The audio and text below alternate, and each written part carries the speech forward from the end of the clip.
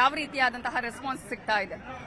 ನೋಡಿ, ಒಂದನೇದ್ದು ದಾವಣಗೆರೆ ಜಿಲ್ಲೆ, ದಾವಣಗೆರೆ ನಗರ ಭಾರತ ದೇಶದಲ್ಲಿ ವಿದೇಶದಲ್ಲಿ ಇವತ್ತು ಪ್ರಖ್ಯಾತಗೊಳ್ಬೇಕಾದ್ರೆ ಅದು ಶಾಮನೂರು ಶಿವಶಂಕರಪ್ಪ ಕೊಡುಗೆ. ಇಲ್ಲಿಕರ ಅದು ಒಂದು ಸಾಮಾನ್ಯ ನಗರವಾಗಿ ಉಳಿತಿತ್ತು. ಅವರು ಜನ ಅವ್ರನ್ನ 2028ರವರೆಗೆ 5 ವರ್ಷಗಳ ಕಾಲ ಆರಿಸಿ ಕಳಿಸಿದ್ರು. ಅವರ ಒಂದು ನಿಧನದಿಂದ ತೆರವಾದಂಥ ಸ್ಥಾನಕ್ಕೆ ನಮ್ಮ ಕಾಂಗ್ರೆಸ್ ಪಕ್ಷದಲ್ಲಿ ಯಾವಾಗಲೂ ಕೂಡ ಒಂದು ಪದ್ಧತಿ ಇದೆ. ಯಾರು ನಿಧನ ಹೊಂತಾರೋ ಅವ್ರ ಕುಟುಂಬಕ್ಕೆ ಕೊಡುವಂಥದ್ದು ಕೊಡುವ ಮೂಲಕ ಅವರಿಗೆ ಗೌರವವನ್ನು ಸಲ್ಲಿಸುವಂಥ ಕೆಲಸವನ್ನು ತುಲಸಿ ಮಾಡಿದೆ. ಅಲ್ಲಿ ಮೇಟಿಯವರು ಕೊಟ್ಟಿದ್ದೀವಿ, ಇಲ್ಲಿ ಅದು ನಮ್ಮ ಮಲ್ಲಿಕಾರ್ಜುನ ಅವ್ರ ಮಗ ನಮ್ಮ ಸಮರ್ಥಕ್ಕೆ ಕೊಟ್ಟಿದ್ದೀವಿ. ನಾನು ಕೂಡ ಉಪಚುನಾವಣೆಯಲ್ಲಿ 91ರಲ್ಲಿ ಉಪಚುನಾವಣೆಯಲ್ಲಿ ನಮ್ಮ ತಂದೆಯವ್ರ ನಿಧನ ಅಂತ ನಮ್ಮ ಉಪಚುನಾವಣೆಯಲ್ಲಿ ಆರಿಸಿ ಬಂದವನು. ಹೀಗಾಗಿ ಆ ಒಂದು ಪದ್ಧತಿ ಇವತ್ತು ನಮ್ಮ ಪಕ್ಷದಲ್ಲಿದೆ. ಇಲ್ಲಿ ವಾತಾವರಣ ಬಹಳ ಚೆನ್ನಾಗಿದೆ. ಶಾಮನೂರು ಶಿವಶಂಕರಪ್ಪನವರು ಎಲ್ಲರ ಆ ಒಂದು ವಯಸ್ಸಿನಲ್ಲಿ ಎಲ್ಲರ ಜೊತೆ ಎಲ್ಲ ಕಾರ್ಯಕ್ರಮಗಳು ಅಟೆಂಡ್ ಮಾಡುವಂಥದ್ದು, ಎಲ್ಲ ಜೊತೆ ಬೆರೆದುಕೊಂಡು ಒಂದು ಅವ್ರ ಜೊತೆ ಸಂಬಂಧ ಹೊಂದಿದ್ರು. ಸಾಕಷ್ಟು ಅಭಿವೃದ್ಧಿಗೂ ಕೂಡ ಮಾಡಿದ್ದಾರೆ. ಇವತ್ತು ಸಮರ್ಥ ಇವತ್ತು ಸಹ ಒಬ್ಬ ಯುವಕಿದ್ದಾರೆ. ಅವರ ತಂದೆ ಇವತ್ತು ಡಿಸ್ಟ್ರಿಕ್ಟ್ ಮಿನಿಸ್ಟರ್ ಇದ್ದಾರೆ ಮಲ್ಲಿಕಾರ್ಜುನ. ತಾಯಿನೂ ಕೂಡ ಬಹಳ ಆಕ್ಟಿವ್ ಆಗಿ ಇವತ್ತು ಸಹ ಸಂಸದರಾಗಿದ್ದಾರೆ. ಅವರೆಲ್ಲರೂ ಕೂಡ ಇವತ್ತು ಸಹ ಅಭಿವೃದ್ಧಿಯನ್ನು ಮುಂದುವರಿಸ್ತಾರೆ. ಅವರ ಒಂದು ಇದರಲ್ಲಿ ಜನರ ಆಶೀರ್ವಾದದಿಂದ ಸಮರ್ಥ ಇವತ್ತು ಹೆಸರೇ ಸಮರ್ಥ ಇದೆ, ಬಹಳ ಸಮರ್ಥವಾಗಿದ್ದಾರೆ ಅಂತನ್ನುವಂಥದ್ದು ಅವರು ಬೆಳೆದು ಇವತ್ತು ಜನರ ಜೊತೆ ಯುವಕನಿದ್ದಾನೆ, ಜನರ ಜೊತೆ ಹೊಂದ್ಕೊಳ್ಳುವಂಥ ಒಂದು ಸ್ವಭಾವ ಇದೆ. ಈಗೆಲ್ಲ ಇದನ್ನು ಮರಗ ಮತ್ತು ಕಾಂಗ್ರೆಸ್ ಪಕ್ಷ ಎಲ್ಲ ಜಾತಿ ಧರ್ಮ ಜನರನ್ನ ಸೇರಿಸ್ಕೊಂಡು ಹೋಗುವಂಥದ್ದು. ಮೇದಾರ ಸಮುದಾಯದ ಜೊತೆ ನಾನು ಇದ್ದಿದ್ದೀನಿ. ಮೇದಾರ ಸಮುದಾಯ ಅವತ್ತು ಅಣ್ಣ ಬಸವಣ್ಣವರ ಅನುಭವ ಮಂಟಪದಲ್ಲಿ ಒಂದು ಮೇದಾರ ಕೇತಾಯನವರ ಒಂದು ಇದು ಅಂದ್ರೆ ಕಾಯಕ ಒಂದು ಕಸುಬು, ಬಿದಿರಿನ ಒಂದು ಇದನ್ನ ಏನ್ ಮಾಡ್ತಾ ಇದ್ರು, ಆ ಒಂದು ಕಸುಬಿನಿಂದ ಬಂದಂತ ಜನ ಎಲ್ಲಾ ಕಸುಬಿಗೂ ಕೂಡ ಗೌರವನ, ಕಾಯಕಕ್ಕೆ ಗೌರವ ಕೊಟ್ಟಂತ ಒಂದು ಸಮುದಾಯ. ಕಾಂಗ್ರೆಸ್ ಪಕ್ಷ ಅದೇ ಸಿದ್ಧಾಂತ ಮೇಲೆ ಎಲ್ಲಾ ಧರ್ಮ ಜಾತಿಯವ್ರನ್ನ ತೆಗೆದುಕೊಂಡು ಹೋಗುವಂತದ್ದು. ಮತ್ತು ಈಗಾಗಲೇ ನಾವು ಅನೇಕ ಗ್ಯಾರಂಟಿಗಳನ್ನು ಕೊಟ್ಟಿದ್ದೀವಿ. ಆ ಗ್ಯಾರಂಟಿಗಳನ್ನೆಲ್ಲ ಅನುಷ್ಠಾನಕ್ಕೆ ತಂದಿದ್ವಿ. ಅಭಿವೃದ್ಧಿನೂ ಕೂಡ ಆಗ್ತಾ ಇದೆ. ಹೀಗಾಗಿ ಎಲ್ಲಾ ಕಾರಣದಿಂದ ನಿಶ್ಚಿತವಾಗಿ ನಾವು ನಮ್ಮ ಸಮರ್ಥ ಮಲ್ಲಿಕಾರ್ಜುನ ಅವರು ಬಹಳ ದೊಡ್ಡ ಅಂತರದಿಂದ ಚುನಾವಣೆಯಲ್ಲಿ ಗೆಲ್ತಾರೆ. ದಾವಣಗೆರೆ ದಕ್ಷಿಣ ವಿಧಾನಸಭಾ ಕ್ಷೇತ್ರದ ಚುನಾವಣಾ ಅಖಾಡ ರಂಗೇರ್ತಾ ಇರುವ ಸಂದರ್ಭದಲ್ಲೇ ಪ್ರಚಾರದ ಭರಾಟೆ ಕೂಡ ಬಹಳ ಜೋರಾಗಿ ಸಾಗ್ತಾ ಇದೆ. ಅನೇಕ ಸಚಿವರುಗಳು ಬಂದು ಇಲ್ಲಿ ಪ್ರಚಾರವನ್ನ ಮಾಡ್ತಾ ಇದ್ದಾರೆ. ಹಾಗಾದ್ರೆ ಈ ಸಲ ಯಾವ ರೀತಿಯಾದಂತಹ ಒಂದು ಚಾಲೆಂಜಸ್ ಇದೆ? ಈ ಸಲ ಗೆಲ್ಲುವಂತಹ ಒಂದು ಪರ್ಸೆಂಟೇಜ್ ನಾವು ಗಮನಿಸುತ್ತಿದ್ರೆ ಅದರಲ್ಲೂ ಕೂಡ ಎಷ್ಟು ಮತಗಳ ಅಂತರದಿಂದ ಗೆಲ್ಲುವಂತಹ ಸಾಧ್ಯತೆ ಇದೆ? ಈ ಒಂದು ಸಂದರ್ಭದಲ್ಲಿ ಜನರಿಗೆ ಕೊಡುವಂತಹ ಭರವಸೆಗಳು ಏನು ಅನ್ನೋದ್ರ ಬಗ್ಗೆ ಮಾತನಾಡೋದಕ್ಕೆ ನನ್ನ ಜೊತೆ ಸಚಿವರಾಗಿರುವಂತಹ ಈಶ್ವರ್ ಖಂಡ್ರೆ ಅವರಿದ್ದಾರೆ. ಅವರನ್ನ ಮಾತನಾಡಿಸ್ತಾ ಹೋಗ್ತೀನಿ. ಈ ಸಲ ಒಂದು ರೀತಿಯಲ್ಲಿ ದಾವಣಗೆರೆ ದಕ್ಷಿಣ ವಿಧಾನಸಭಾ ಕ್ಷೇತ್ರ ಅಂತ ಹೇಳಿದ್ರೆ ಒಂದಷ್ಟು ಕಾಂಗ್ರೆಸ್ನ ವಿಚಾರದಲ್ಲಿ ಒಂದಷ್ಟು ಗೊಂದಲ ಇತ್ತು. ಆದರೆ ಆ ಗೊಂದಲಗಳೆಲ್ಲವೂ ಕೂಡ ಇದೀಗ ನಿವಾರಣೆ ಆಗಿದೆಯಾ? ಹೇಗೆ? ಯಾವುದೇ ಗೊಂದಲ ಇಲ್ಲ. ಎಲ್ಲಾ ಸಣ್ಣ ಪುಟ್ಟ ಅಭಿಪ್ರಾಯ ಭೇದಗಳು ಅವೆಲ್ಲವೂ ನಿವಾರಣೆ ಆಗಿದೆ. ಎಲ್ಲರೂ ಒಗ್ಗಟ್ಟಾಗಿ ಕೆಲಸ ಮಾಡ್ತಾ ಇದ್ದಾರೆ. ಕಾರ್ಯಕರ್ತರೆಲ್ಲರೂ ಮನೆ ಮನೆಗೆ ತೆರಳಿ ಇವತ್ತು ಪ್ರಚಾರ ಮಾಡ್ತಾ ಇದ್ದಾರೆ. ಎಲ್ಲರಲ್ಲಿ ಆತ್ಮವಿಶ್ವಾಸ ಜಾಸ್ತಿ ಆಗಿದೆ. ಹೀಗಾಗಿ ಕಾಂಗ್ರೆಸ್ ಪಕ್ಷದ ಅಭ್ಯರ್ಥಿ ಪ್ರಚಂಡ ಬಹುಮತದಿಂದ ಗೆಲ್ಲುವುದರಲ್ಲಿ ಯಾವುದೇ ಸಂದೇಹವಿಲ್ಲ. ಶಾಮನೂರು ಅನ್ನುವಂತಹ ಹೆಸರೇ ದಾವಣಗೆರೆ ಅಂತ ಹೇಳಿದಂತಹ ಸಂದರ್ಭದಲ್ಲಿ ಬರುತ್ತೆ. ಸಮರ್ಥ್ ಅನ್ನುವಂತಹ ವಿಚಾರ ಬಂದಾಗ ಮೊಮ್ಮಗ ಅಂತ ಬರುತ್ತೆ, ಅಥವಾ ಯುವ ನಾಯಕ ಅನ್ನೋದನ್ನ ಹೇಳ್ಬೋದು.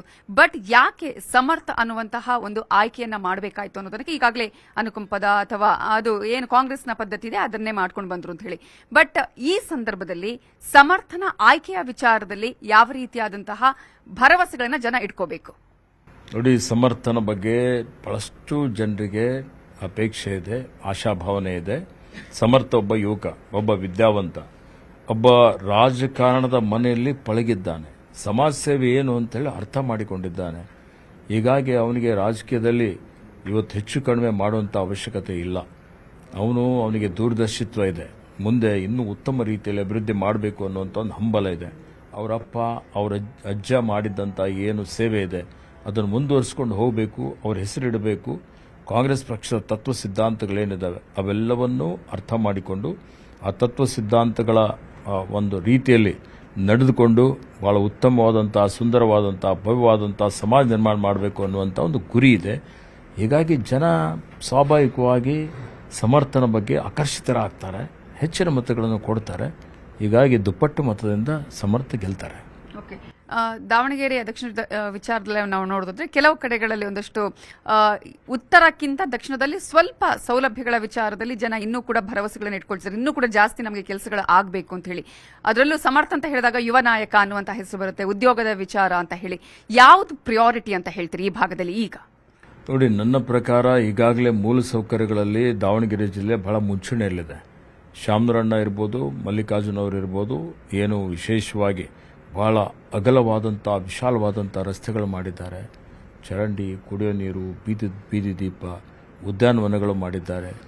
ಇವತ್ತು ಎಲ್ಲ ರೀತಿಯಲ್ಲಿ ಸೌಲಭ್ಯಗಳನ್ನು ಕೊಟ್ಟಿದ್ದಾರೆ. ಬಡವರಿಗೆ ಸಹಾಯ ಮಾಡ್ತಾ ಇದ್ದಾರೆ, ದೇಣಿಗೆ ಕೊಡ್ತಾ ಇದ್ದಾರೆ, ಮಠಗಳು ಕಟ್ಟಿಸಿದ್ದಾರೆ. ಇವತ್ತು ಮಸ್ಜಿದ್ಗಳಿಗೆ, ಮಂದಿರಗಳಿಗೆ, ಗಿರಿಜಾಘರಗಳಿಗೆ ಸಹಾಯ ಮಾಡಿದ್ದಾರೆ. ಎಲ್ಲ ರೀತಿಯಲ್ಲಿ ಅನುಕೂಲ ಮಾಡುವಂಥ ಕೆಲಸ ಕಾರ್ಯವನ್ನು ಮಾಡಿದ್ದಾರೆ. ಇದೆ, ಇನ್ನೂ ಸವಾಲುಗಳು ಭಾಳಷ್ಟಿದ್ದಾವೆ. ಯುವಕರ ಎದುರುಗಡೆ ನಿರುದ್ಯೋಗದ ಸಮಸ್ಯೆ ಇದೆ. ಉದ್ಯೋಗ ಸೃಷ್ಟಿ ಮಾಡುವಂಥದ್ದು, ಅವರಿಗೆ ಉದ್ಯೋಗ ಕೊಡುವಂಥದ್ದು, ಅವರಲ್ಲಿ ಆತ್ಮವಿಶ್ವಾಸ ಬೆಳೆಸುವಂಥದ್ದು ಭಾಳ ಅವಶ್ಯಕತೆ ಇದೆ. ಆ ನಿಟ್ಟಿನಲ್ಲಿ ಭಾಳ ಸಮರ್ಥವಾಗಿದ್ದಾನೆ. ದೂರದರ್ಶಿತ್ವ ಇದೆ. ಏನೇನು ವಿಷಯಗಳಿದ್ದಾವೆ ಅವೆಲ್ಲವನ್ನು ಅರಿತುಕೊಂಡು ಮುಂಬರುವಂಥ ದಿನಮಾನಗಳಲ್ಲಿ ಅವರ ತಂದೆಯವರ ಸಹಾಯ ಪಡೆದುಕೊಂಡು, ಅವರ ತಾಯಿಯವರ ಸಹಾಯ ಪಡೆದುಕೊಂಡು, ಸರ್ಕಾರ ಇದೆ, ಮಾನ್ಯ ಮುಖ್ಯಮಂತ್ರಿ ಸಿದ್ದರಾಮಯ್ಯಜಿಯವರು ಇದ್ದಾರೆ, ಮಾನ್ಯ ಡಿ ಕೆ ಶಿವಕುಮಾರ್ ಅವರು ಇದ್ದಾರೆ, ನಾವೆಲ್ಲ ಇದ್ದೀವಿ. ಸಂಪೂರ್ಣ ಬೆಂಬಲ, ಸಹಕಾರ, ಸಹಯೋಗ ಕೊಡ್ತೀವಿ. ಕೊಟ್ಟ ಮಾತಿನಂತೆ ಹಿಂದೆ ನಡೆದಿದ್ದೇವೆ. ಎಲ್ಲ ಭರವಸೆಗಳನ್ನು ಈಡೇರಿಸಿದ್ದೇವೆ. ಈಗಲೂ ಸಹಿತ ಕೊಟ್ಟ ಮಾತಿನಂತೆ ಈ ಚುನಾವಣೆಯಲ್ಲಿ ಏನೇನು ನಮ್ಮ ಪ್ರಣಾಳಿಕೆಯಲ್ಲಿ ಹೇಳಿದ್ದೇವೆ, ಏನೇನು ಭರವಸೆಗಳನ್ನು ಕೊಟ್ಟಿದ್ದೇವೆ ಅವೆಲ್ಲವನ್ನೂ ನಾವು ಜಾರಿಗೆ ತರ್ತೇವೆ. ಮತ್ತು ದಾವಣಗೆರೆ ಒಂದು ಮಾಡೆಲ್ ಒಂದು ಕ್ಷೇತ್ರ ಮಾಡುವಂಥ ನಿಟ್ಟಿನಲ್ಲಿ ಪ್ರಾಮಾಣಿಕವಂತ ಪ್ರಯತ್ನ ಮಾಡ್ತೇವೆ. ಅಲ್ಪಸಂಖ್ಯಾತ ಮತಗಳು ಹಾಗೆ ಲಿಂಗಾಯತ ಮತಗಳು ವಿಭಜನೆ ಆಗೋದಿಲ್ಲ ಅಂತ ಅನ್ಕೊಳ್ತೀರಾ ಹೇಗೆ? ನೋಡಿ, ಅಲ್ಪಸಂಖ್ಯಾತರ ಮೊದಲಿನಿಂದಲೂ ಕಾಂಗ್ರೆಸ್ನ ಭದ್ರಕೋಟೆ. ಹೀಗಾಗಿ ಯಾವುದೇ ರೀತಿಯಲ್ಲಿ ವ್ಯತ್ಯಾಸ ಬೀಳೋದಿಲ್ಲ. ಅಲ್ಪಸಂಖ್ಯಾತರಿಗೆ ಕಾಂಗ್ರೆಸ್ ಪಕ್ಷ ಇವತ್ತು ಅವರಿಗೆ ಸಬಲೀಕರಣ ಮಾಡುವಂಥ ಕೆಲಸ ಯಾರಾದರೂ ಮಾಡಿದರೆ ಬರೀ ಕಾಂಗ್ರೆಸ್ ಪಕ್ಷ ಮಾತ್ರ ಮಾಡಿದೆ. ಅವರಿಗೆ ಎಲ್ಲ ರೀತಿಯಲ್ಲಿ ಇವತ್ತು ಸಹಕಾರ ಕಾಂಗ್ರೆಸ್ ಪಕ್ಷ ಕೊಡ್ತಾನೆ ಬಂದಿದೆ, ಪ್ರಾತಿನಿಧ್ಯವನ್ನು ಕೊಡ್ತಾನೆ ಬಂದಿದೆ. ಹೀಗಾಗಿ ಕೆಲವೊಂದು ನಾಯಕರು ಹೊರತುಪಡಿಸಿ ಅವರು ಸಹಿತ ಇವತ್ತು ಕಾಂಗ್ರೆಸ್ ಪಕ್ಷಕ್ಕೆ ಬೆಂಬಲವಾಗಿ ನಿಲ್ಲುವಂಥ ರೀತಿಯಲ್ಲಿ ಸೂಚನೆಯನ್ನು ಕೊಟ್ಟಿದ್ದಾರೆ. ಬರುವಂಥ ಇನ್ನೂ ಒಂದೆರಡು ದಿವಸದಲ್ಲಿ ಎಲ್ಲರೂ ಒಬ್ಬರೂ ಬಿಡದೆ ಎಲ್ಲ 99%, 1% ಬಿಡಿ, 99% ನಾಯಕರುಗಳೆಲ್ಲ ಅಲ್ಪಸಂಖ್ಯಾತ ನಾಯಕರುಗಳು ಕಾಂಗ್ರೆಸ್ ಪಕ್ಷಕ್ಕೆ ಬೆಂಬಲವನ್ನು ಸೂಚಿಸ್ತಾರೆ. ಮತ್ತು 99% ಅಲ್ಪಸಂಖ್ಯಾತರ ಮತನೂ ಕಾಂಗ್ರೆಸ್ ಪಕ್ಷಕ್ಕೆ ಬರ್ತವೆ.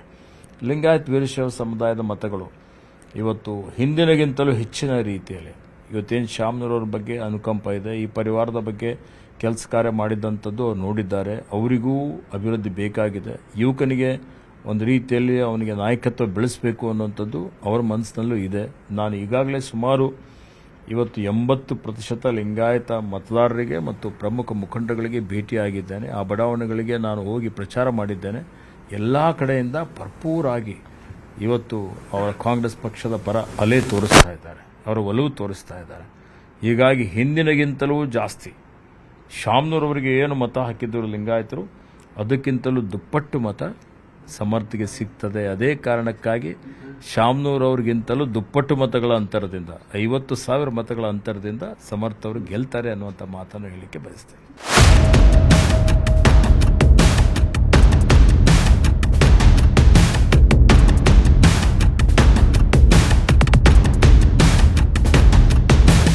ನಮಸ್ಕಾರ.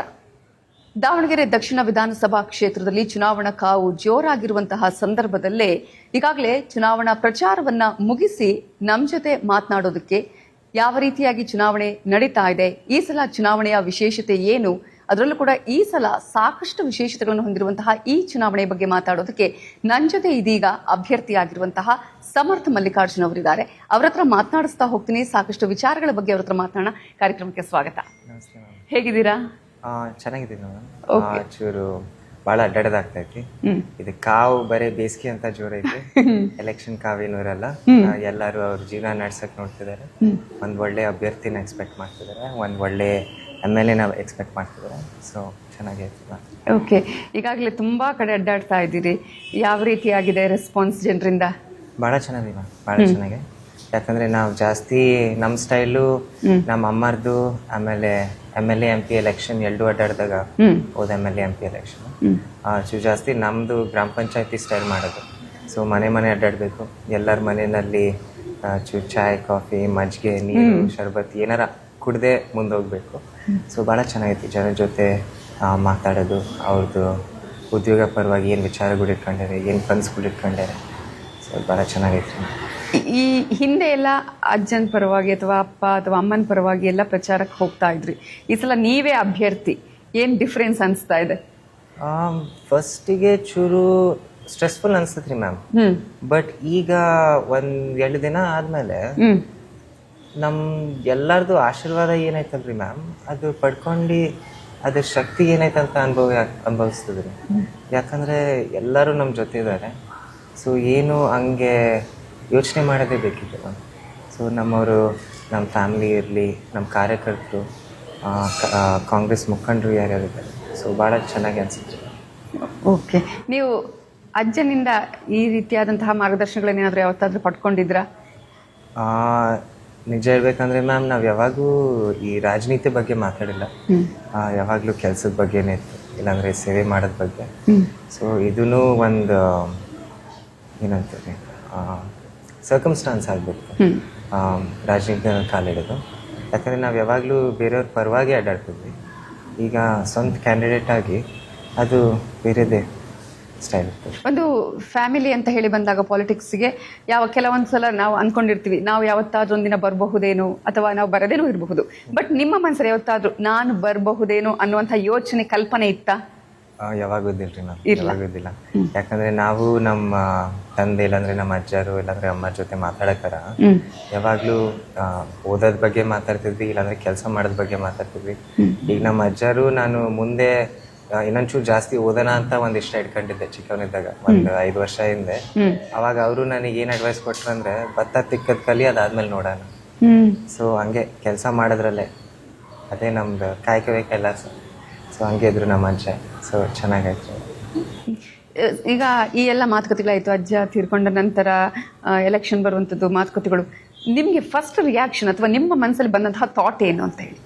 ಎದ್ರ ಬಗ್ಗೆ ಎಲೆಕ್ಷನ್ಗೆ ನೀವು ನಿಂತ್ಕೋಬೇಕು ಅಂತ ಹೇಳಿದಾಗ, ಆ ರೀತಿಯಾದಂತಹ ಒಂದಷ್ಟು ಮಾತುಕತೆಗಳಾದಾಗ ನನಗೂ ಸರ್ಪ್ರೈಸ್ ಆಯ್ತು ರೀ ಮ್ಯಾಮ್. ಯಾಕಂದರೆ ಎಲ್ಲ ಕಾಂಗ್ರೆಸ್ ಕಾರ್ಯಕರ್ತರು, ಆಮೇಲೆ ಚೂರು ಎಲ್ಲ ವರ್ಗದ ಮುಖಂಡರು, ಲೀಡರ್ಗಳು ನಮ್ಮ ಹೆಸರು ತಗೊಳಕ್ಕಾರ ನಾನು ಎಕ್ಸ್ಪೆಕ್ಟ್ ಮಾಡ್ತಿದ್ದಿಲ್ಲ ರೀ. ಯಾಕಂದರೆ ನಾವು ಬರೀ ಒಬ್ಬರು ಕಾರ್ಯಕರ್ತನಾಗೇ ಖುಷಿಯಾಗಿದ್ದೆ.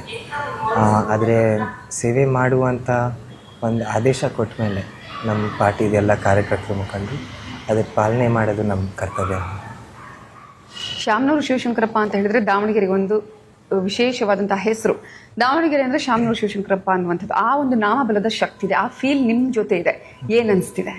ಭಾಳ ಚೆನ್ನಾಗಿ ಮ್ಯಾಮ್. ಯಾಕಂದರೆ ಅಜ್ಜರ್ದು ಈ ದಾವಣಗೆರೆದ ಇತಿಹಾಸ ನೋಡಿದ್ರೆ, ಶಾಮನೂರು ಶಿವಶಂಕರಪ್ಪ ಹೆಂಗೆ ದಾವಣಗೆರೆ ಎತ್ತರ ಕೊಡುಗೆ ಏನೈತದ್ರಿ ಮ್ಯಾಮ್, ಅದು ಭಾಳ ದೊಡ್ಡದೈತ್ರಿ ಮ್ಯಾಮ್. ಯಾಕಂದರೆ ಸಿಂಪ್ಲಿ ಚೂರು ಒಂದು ಶಾರ್ಟಾಗಿ ಹೇಳ್ಬೇಕಂದ್ರೆ, ಈ ದಾವಣಗೆರೆನಲ್ಲಿ ಏನು 90ಸ್ನಲ್ಲಿ ಇಂಡಸ್ಟ್ರಿಯಲ್ ಪಾಲಿಸಿ, ಕಮ್ಯುನಿಸಮಿಂದ ಮ್ಯಾಂಚೆಸ್ಟರ್ ಆಫ್ ಕರ್ನಾಟಕ ಏನಿತ್ತು, ಕಾಟನ್ ಮಿಲ್ಸ್ ಎಲ್ಲ ಬಂದದು. ಆಮೇಲೆ ಶಾಮನೂರು ಶಿವಶಂಕರಪ್ಪರು ಇದು ಅಷ್ಟು ದೂರದೃಷ್ಟಿ ಐತಿ. ಅದು ಆಲ್ಮೋಸ್ಟ್ 1950s, ಲೇಟ್ 50ಸ್ನಲ್ಲಿ ಬಾಪೂಜಿ ವಿದ್ಯಾಸಂಸ್ಥೆ ಶುರು ಮಾಡಿದ್ರು. ಸೊ ಪಾಲಿಟೆಕ್ನಿಕ್ ಕಾಲೇಜಿಂದ ಶುರು ಮಾಡಿ, ಆಮೇಲೆ ಬಿಫೋರ್ ಅವ್ರು ಪಾಲಿಟಿಕ್ಸ್ ಎಂಟ್ರಿ ಮಾಡೋಕ್ಕಿಂತ ಮುಂಚೆನೇ ಎಷ್ಟೊಂದು ವಿದ್ಯಾಸಂಸ್ಥೆಗಳು ಕ್ರಿಯೇಟ್ ಮಾಡಿದ್ರು. ಈ ಡೆಂಟಲ್ ಕಾಲೇಜ್ ಇರಲಿ, JJMMC ಕಾಲೇಜ್ ಇರಲಿ, ಲಾ ಕಾಲೇಜು, ಆರ್ಟ್ಸ್ ಕಾಲೇಜು, ಇವೆಲ್ಲವು. ಸೊ ಅದು ಮ್ಯಾಂಚೆಸ್ಟರ್ ಆಫ್ ಇಂಡಿಯಾ ಯಾವಾಗ ಬಂದಾಯ್ತಲ್ರಿ ಮ್ಯಾಮ್, ವಿದ್ಯಾ ಕೇಂದ್ರ ಆಫ್ ಕರ್ನಾಟಕ ಟ್ರಾನ್ಸಿಷನ್ ಆಗ್ಬಿಡ್ತು ಅದಷ್ಟಿಗೆ ಅದೇ. ಸೊ ಅದು ಭಾಳ ಚೆನ್ನಾಗೈತ್ರಿ ಮ್ಯಾಮ್. ಈಗ ಮತ್ತೆ ನಮ್ಮದು ಅದೇ ಕನಸು. ಅಜ್ಜರಿ ಹಂಗೆ ಈ ದಾವಣಗೆರೆ, ಚಿತ್ರದುರ್ಗ ದಾವಣಗೆರೆ ಡಿವೈಡ್ ಆದಮೇಲೆ ಈಗ ದಾವಣಗೆರೆನೂ ಚಿತ್ರದುರ್ಗದಿಂದ ಮೇಲೆ ಎತ್ತಾರೆ ರೀ ಮ್ಯಾಮ್ ಒಂದು ಲೆವೆಲಿಗೆ. ಸೊ ಅದೇ ಮುಂದುವರಿಯೋದು, ಆ ಮಾರ್ಗನೇ ನಡೆಸೋದು ಅಂತ ನಮ್ಮೊಂದು ಕನಸು. ಎಸ್, ಯುವ ನಾಯಕ, ಸಾಕಷ್ಟು ಸವಾಲುಗಳು ಕೂಡ ಇದೆ, ಸಾಕಷ್ಟು ಅವಕಾಶಗಳು ಕೂಡ ಇದೆ. ನಿಮಗೆ ನಿಮ್ಮ ಪ್ರಿಯಾರಿಟೀಸ್ ಏನು? ಮುಖ್ಯವಾಗಿ ಭಾಳ ಪ್ರಯಾರಿಟೀಸ್ ಇದಾವೆ ರೀ ಮ್ಯಾಮ್. ಯಾಕಂದರೆ ಈಗ 100 CR ಕರ್ನಾಟಕ ಸ್ಟೇಟು ನಮ್ಮ ದಾವಣಗೆರೆಗೆ ಬಜೆಟ್ ಮಾಡಿದ್ವಿ ಮ್ಯಾಮ್. ಸೊ ಅದನ್ನು ಒಬ್ಬ MLA ಆಗಿ ನಾವು ಪ್ರತಿಯೊಂದು ಮನೆಗೆ ಮುಟ್ಟಿಸ್ಬೇಕು ಮ್ಯಾಮ್. ಪ್ರತಿ ಧರ್ಮ, ಪ್ರತಿ ಜಾತಿನಲ್ಲಿರೋ ನಮ್ಮ ಮತಬಾಂಧವರು ಯಾರಿದ್ದಾರೆ ಅವ್ರಿಗೆ ಮುಟ್ಟಿಸ್ಬೇಕು ಮ್ಯಾಮ್. ಸೊ 2,35,000 ಜನ ಇದ್ದಾರೆ. ಸೊ ಅದೇ ನಾವು ಕ್ಯಾನ್ವಸ್ ಮಾಡೋಕ್ಕಾರ ಚೂರು ಎಲ್ಲರಿಗೂ ಮುಟ್ಟಕ್ಕೆ ನೋಡ್ತೀವಿ ಮ್ಯಾಮ್. ಅದಕ್ಕೆ ನಾವು ಚೂರು ಗ್ರಾಮ ಪಂಚಾಯತಿ ಸ್ಟೈಲ್ ಮಾಡೋದು, ಎಲ್ಲರ ಮನೆ ಮುಟ್ಟಬೇಕು, ಎಲ್ಲರೂ ಅವ್ರಿಗೆ ಉದ್ಯೋಗ ಅಂದರೆ ಏನು ಅಂತ ಪರಿಚಯ ಪಡ್ಕೋಬೇಕ್ರಿ ಮ್ಯಾಮ್. ಸೊ ಮುಖ್ಯವಾಗಿ ಒಂದು 3 ಟಾಪಿಕ್ ಹಿಡಿಬೇಕಂದ್ರೆ, first health care ma'am. Health ಕೇರ್ನಲ್ಲಿ ಇದನ್ನ ಬೇಡಿಕೆನೂ ನೀವು ಕೇಳಿರ್ತೀರ. ಸೊ ಆರೋಗ್ಯ ಪರವಾಗಿ ಫಸ್ಟು ನಮ್ದು ಎಲ್ಲ PHCಗಳನ್ನ ಸ್ಟ್ರೆಂಥನ್ ಮಾಡೋಣ. ಆಮೇಲೆ ಸ್ಟ್ರೆಂಥನ್ ಮಾಡೋಣ ಅಂದರೆ, ನಾನು ಎಲೆಕ್ಷನ್ ಮುಂಚೆನೇ 1-2 ತಿಂಗಳಿಂದ ಭಾಷಾನಗರಿಗೆ ಒಂದು PHCಗೆ ಹೋಗಿದ್ದೆ ಮ್ಯಾಮ್. ಇನ್ಫ್ರಾಸ್ಟ್ರಕ್ಚರ್ ಎಲ್ಲ ಚೆನ್ನಾಗೈತ್ರಿ, ಬಟ್ ಅಲ್ಲಿ ನರ್ಸ್ ಜೊತೆ 1 ತಾಸು ಮಾತಾಡಿದ್ಮೇಲೆ ಅವರು ಒಬ್ಬರು ಗೈನಕಾಲಜಿಸ್ಟ್ ಕೊಡ್ರಿ, ಪೀಡಿಯಾಟ್ರಿಷನ್ ಕೊಡ್ರಿ, ಅದರಿಂದ ಸಾಕಷ್ಟು ಅನುಕೂಲ ಆಗ್ತೈತಿ ನಮಗೆ. ಸೊ ಡೀಟೇಲ್ಡಾಗೆ ಕೇಸ್ ಬೈ ಕೇಸ್ PHCಗಳನ್ನ ಇಂಪ್ರೂವ್ ಮಾಡಿ ಆಮೇಲೆ ಒಂದು ಸೆಂಟ್ರಲ್ ಹಾಸ್ಪಿಟಲ್ ಒಂದು ಕಟ್ಟೋಣ ಅಂತ. ಸೊ ನನಗೆ ಪ್ರೈಮ್ ಲೊಕೇಶನ್ ಒಂದು ಮಾರ್ಕೆಟ್ ರೋಡಿನ ವುಮೆನ್ಸ್ ಆ್ಯಂಡ್ ಚಿಲ್ಡ್ರನ್ಸ್ ಹಾಸ್ಪಿಟಲ್ ಪಕ್ಕನೂ ಜಾಗ ಐತ್ರಿ ನಾವು. ಸೊ ಹಂಗೆ ಮಾಡಿದ್ರೆ ಖರ್ಚು ಕಮ್ಮಿ ಆಗ್ತೈತಿ. ಆಮೇಲೆ ವಿಮೆನ್ಸ್ ಆ್ಯಂಡ್ ಚಿಲ್ಡ್ರನ್ಸ್ನಲ್ಲಿರೋ ಸ್ಟಾಫು, ಮ್ಯಾನ್ ಪವರು ಇದನ್ನು ಬೆನಿಫಿಟ್ ಆಗ್ತೈತಿ ನಾವು. ಸೊ ಬರೀ ಎಮರ್ಜೆನ್ಸಿ, ICU, OT ಈ ಫೆಸಿಲಿಟೀಸ್ ಡೆವಲಪ್ ಮಾಡಿದ್ರೆ. ಎರಡನೇದು ಹೌಸಿಂಗ್ ಮ್ಯಾಮ್.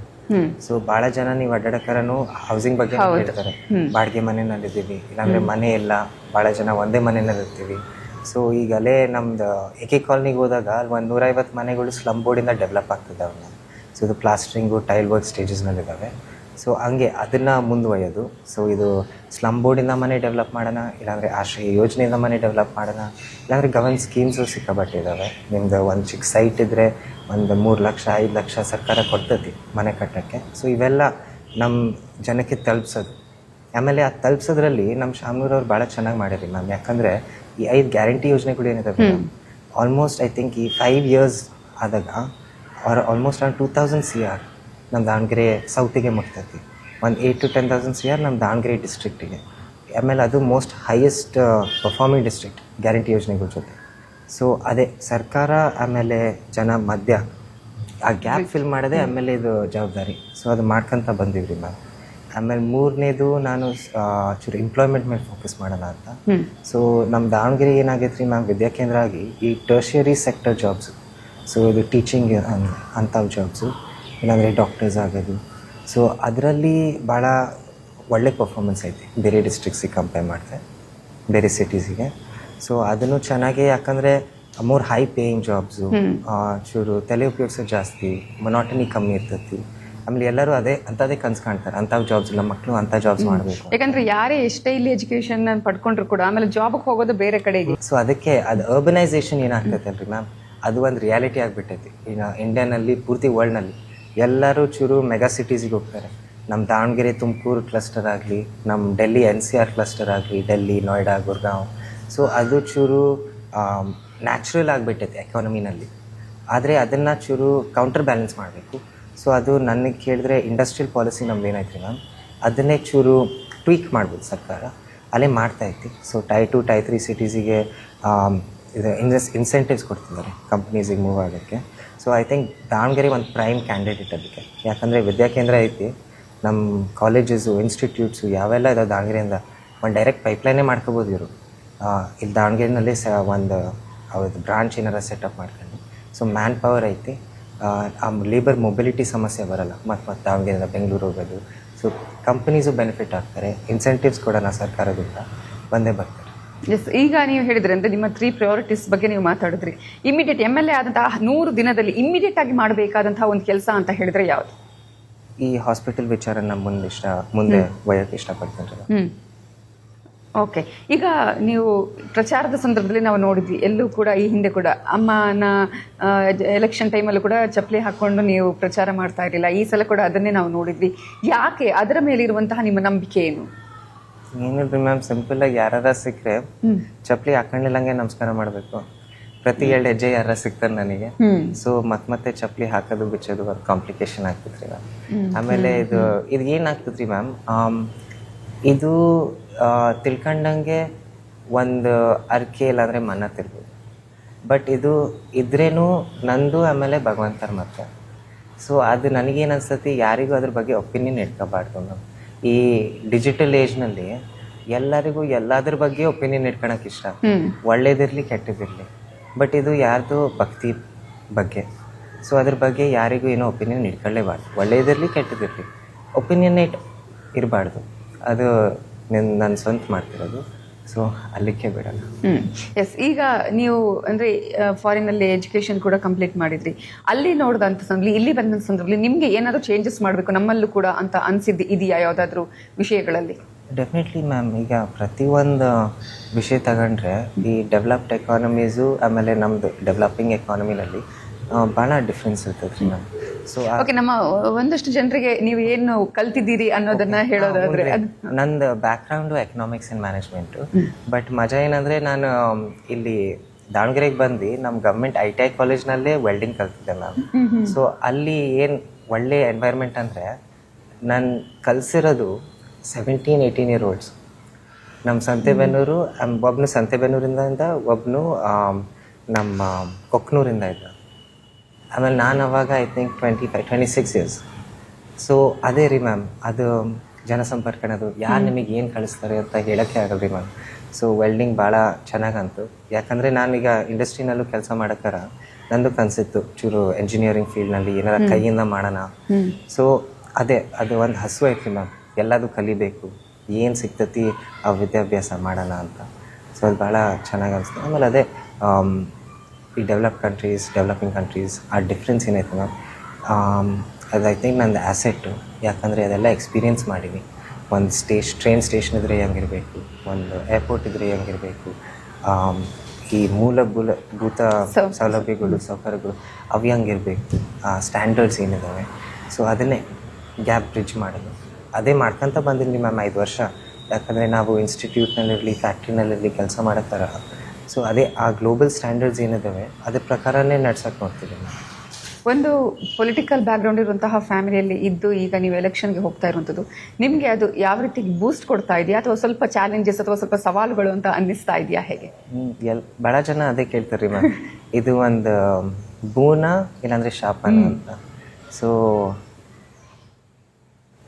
ಅದು ನಿಜ ಹೇಳ್ಬೇಕಂದ್ರೆ ಎರಡು ಸೈಡ್ಸ್ ಇದಾವೆ ರೀ ಮ್ಯಾಮ್, ಎರಡು ಸೈಡ್ಸ್ ಇದ್ದಾವೆ. ಐ ಥಿಂಕ್ ಕೃಷ್ಣ ಮಹಾಭಾರತನಲ್ಲಿ ಈ ಕೃಷ್ಣ ದೇವರು ಗಾಂಧಾರಿ ಅಮ್ಮಂಗೆ ಅದೇ ಹೇಳಿದ್ರು. ಈ ಗಾಂಧಾರಿ ಅಮ್ಮ ಕೃಷ್ಣಂಗೆ ಶಾಪ ಕೊಟ್ಟಾಗ, ಅದು ಕುರುಕ್ಷೇತ್ರ ಯುದ್ಧ ಮುಗಿದಾಗ, ಆವಾಗ ಗಾಂಧಾರಿ ಅಮ್ಮನೂ ಪೂರ್ತಿ ದುಃಖನಲ್ಲಿ ಆಗ್ಬಿಡ್ತಾರೆ. ಅಯ್ಯೋ ನನ್ನ ಬಾಯಿಂದ ಏನು ಬಂತು, ಕೃಷ್ಣಂಗೆ ಎಂಥ ಭಯಂಕರ ಶಾಪ ಕೊಟ್ಟೆ. ಆಮೇಲೆ ಕೃಷ್ಣನೂ ಏನು ತಲೆ ಕೆಡಿಸೋಲ್ಲಂಗೆ ಹೇಳ್ತಾರೆ, ಅಮ್ಮ ನೀವು ತಲೆ ಕೆಡಿಸ್ಕೋಬೇಡ್ರಿ, ಇದು ಶಾಪನ ಬೂನ ಅದು ನಿಯತಿ ಪ್ರಕಾರ ಗೊತ್ತಾಗ್ತೈತಿ. ಸೊ ನಿಯತಿ ಪ್ರಕಾರ ಗೊತ್ತಾಗ್ತೈತಿ. ಓಕೆ, ನೀವು ಅದ್ರ ಬಗ್ಗೆ ಯಾವತ್ತು ಯೋಚನೆ ಮಾಡಿಲ್ಲ ಹಿಂಗೆ ಅಂದ್ರೆ ಸ್ವಲ್ಪ ನಮ್ಗೆ ಏನಾದ್ರು ಪ್ರೆಷರ್ ಆಗಬಹುದೇನೋ, ಯಾಕಂದ್ರೆ ಅಂತ ಲೆಜೆಂಡ್ರಿ ಫ್ಯಾಮಿಲಿಯಲ್ಲಿ ಇರುವಂತವ್ರು ನೀವು, ನಾನು ಹೇಗೆ ಹೆಜ್ಜೆ ಇಡಬೇಕು, ನಾನು ಯಾವ ರೀತಿಯಾಗಿ ಮುಂದಕ್ಕೆ ಹೋಗ್ಬೇಕು ಅನ್ನೋದ್ರ ಬಗ್ಗೆ ಆ ಪ್ರೆಷರ್ ಹಂಗೆ ಯೋಚನೆ ಮಾಡಲ್ರಿ ಮ್ಯಾಮ್. ಯಾಕಂದ್ರೆ ಅದು ಏನಂತಾರೆ ತಲೆ ಕೆಡ್ಸ್ಕೊಂಡಂಗೆ ಆಗ್ತದೆ. ಸೊ ಸುಮ್ಮನೆ ಸ್ಟ್ರೆಸ್ ಮಾಡೋದು ಬೇಡ. ಐ ಥಿಂಕ್ ಅವೆಲ್ಲ ಇನ್ಸ್ಟಿಂಕ್ಟು, ನಮ್ಮ ಬ್ಯಾಕ್ಗ್ರೌಂಡು, ನಾವು ಏನೇನು ಕಲ್ತೀವಿ ಅವೆಲ್ಲ ಕಿಕ್ಕಿನ್ ಮಾಡ್ತೇವ್ರಿ ಮ್ಯಾಮ್. ಸೊ ಅದ್ರ ಬಗ್ಗೆ ಜಾಸ್ತಿ ಚಿಂತೆ ಮಾಡ್ಕೊಳ್ಬೇಕಿಲ್ಲ. ಓಕೆ, ಈಗ ಇಲ್ಲಿ ಒಂದಷ್ಟು ನೀವು ಅಭ್ಯರ್ಥಿ ಆಗಿರುವಂಥ ಸಂದರ್ಭದಲ್ಲಿ ಇಲ್ಲಿ ನಾವು ನೋಡಿದ್ವಿ, ಗಮನಿಸಿದ್ವಿ, ಎಲ್ಲ ಅಸಮಾಧಾನಗಳು, ಗೊಂದಲಗಳು ಕೆಲವೊಂದು ಸರಿಯಾಗಿದೆ, ಬಟ್ ಇನ್ನೂ ಕೂಡ ಕೆಲವು ವಿಚಾರಗಳು ಹಾಗೆ ಕಾಣಿಸ್ತಾ ಇದೆ. ನಾವು ಗ್ರೌಂಡ್ ರಿಯಾಲಿಟಿ ನೋಡಿದಂತಹ ಸಂದರ್ಭದಲ್ಲಿ ಹೇಗೆ ತಗೋತಾ ಇದ್ದೀರಾ ನೀವು ಅದನ್ನು? ಅದು ಆ್ಯಕ್ಚುಲಿ ನಾನು ಇದು ಗೊಂದಲಗಳು ಅಂದಾಗ ಮ್ಯಾಮ್, ಐ ಥಿಂಕ್ ಗ್ರೌಂಡ್ ರಿಯಾಲಿಟಿನಲ್ಲಿ ಅವು ಆ ಮುಖಾಂತರನಲ್ಲಿ ಕಾಣಲ್ಲ. ಬಿಕಾಸ್ ಅದು ನ್ಯಾಚುರಲ್, ಚೂರು ನ್ಯೂಸ್ನಲ್ಲಿ ಚೂರು ಫಾಲ್ಸ್ ಇಕ್ವಿವೆಲೆನ್ಸಿ ಕ್ರಿಯೇಟ್ ಆಗೋದು, ಅದಕ್ಕೆ ನಾವು ಚೂರು ಫೈಟ್ ಮಾಡಬೇಕು. ಬಟ್ ನಿಜ ಹೇಳ್ಬೇಕಂದ್ರೆ ನಮ್ಮ ಕಾಂಗ್ರೆಸ್ ಪಕ್ಷನೇ ಹಂಗೈತ್ರಿ ಮ್ಯಾಮ್. ಬಿಕಾಸ್ ಕಾಂಗ್ರೆಸ್ ಪಕ್ಷನಲ್ಲಿ ಎಲ್ಲ ವರ್ಗ, ಎಲ್ಲ ಧರ್ಮ, ಎಲ್ಲ ಜಾತಿ ಜನ ಇರ್ತಾರೆ ಮ್ಯಾಮ್. ಆಮೇಲೆ ಎಲ್ಲರೂ ಜೊತೆಗೆ ಪಕ್ಷನ ಮುಂದುವಯ್ತಾರೆ, ಆಮೇಲೆ ಊರನ್ನು ಮುಂದುವಯ್ತಾರೆ ಮ್ಯಾಮ್. ಸೊ ಆಸ್ಪಿರೆಂಟ್ಸು ಪ್ರತಿ ಎಲೆಕ್ಷನಲ್ಲಿ ನಾನು ನೋಡ್ದಂಗೆ, ನಾನು ಓದಿದಂಗೆನು ಪ್ರತಿ ಎಲೆಕ್ಷನ್ ಆಸ್ಪಿರೆಂಟ್ಸ್ ಇದ್ದೇ ಇರ್ತಾರೆ ಮ್ಯಾಮ್. ಆಮೇಲೆ ಒಂದು ಸತಿ ಟಿಕೆಟ್ ಫೈನಲೈಸ್ ಆದಮೇಲೆ ಎಲ್ಲರೂ ಆಸ್ಪಿರೆಂಟ್ಸು ಟೈಮ್ ತಗೊಳ್ತತಿ, ಬಟ್ ಕೂಡ್ತಾರೆ, ಆಮೇಲೆ ಮುಂದುವಯ್ತಾರೆ ಮ್ಯಾಮ್. ಸೊ ಅದು ಯಾವಾಗಲೂ ನಮ್ಮ ಕಾಂಗ್ರೆಸ್ ಪಕ್ಷನಲ್ಲಿ ಆಸ್ಪಿರೆಂಟ್ಸ್ ಅಂತೂ ಯಾವಾಗಲೂ ಇರ್ತಾರೆ ಮ್ಯಾಮ್.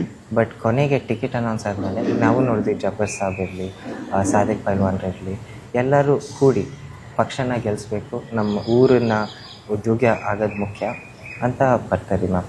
ಸೊ ಒಂದು ಎಕ್ಸಾಂಪಲ್ ಕೊಡಬೇಕಂದ್ರೆ, ಈಗ ಐ ಥಿಂಕ್ 25 ಕ್ಯಾಂಡಿಡೇಟ್ಸ್ ಇದ್ದಾರೆ ಮ್ಯಾಮ್. ಒಂದು 10 to 11 ಕ್ಯಾಂಡಿಡೇಟ್ಸ್ ಅಲ್ಲಿ ನಾಮಿನೇಷನ್ ವಿಡ್ರಾ ಮಾಡ್ಕೊಂಡಿದ್ರು ಆ ಸೆಲೆಕ್ಟೆಡ್ ಪೀರಿಯಡ್ನಲ್ಲಿ. ಸೊ 14 ಈಗ ಆಗಿದೆ, 14 ವಿಡ್ರಾ ಮಾಡ್ಕೊಂಡೆ.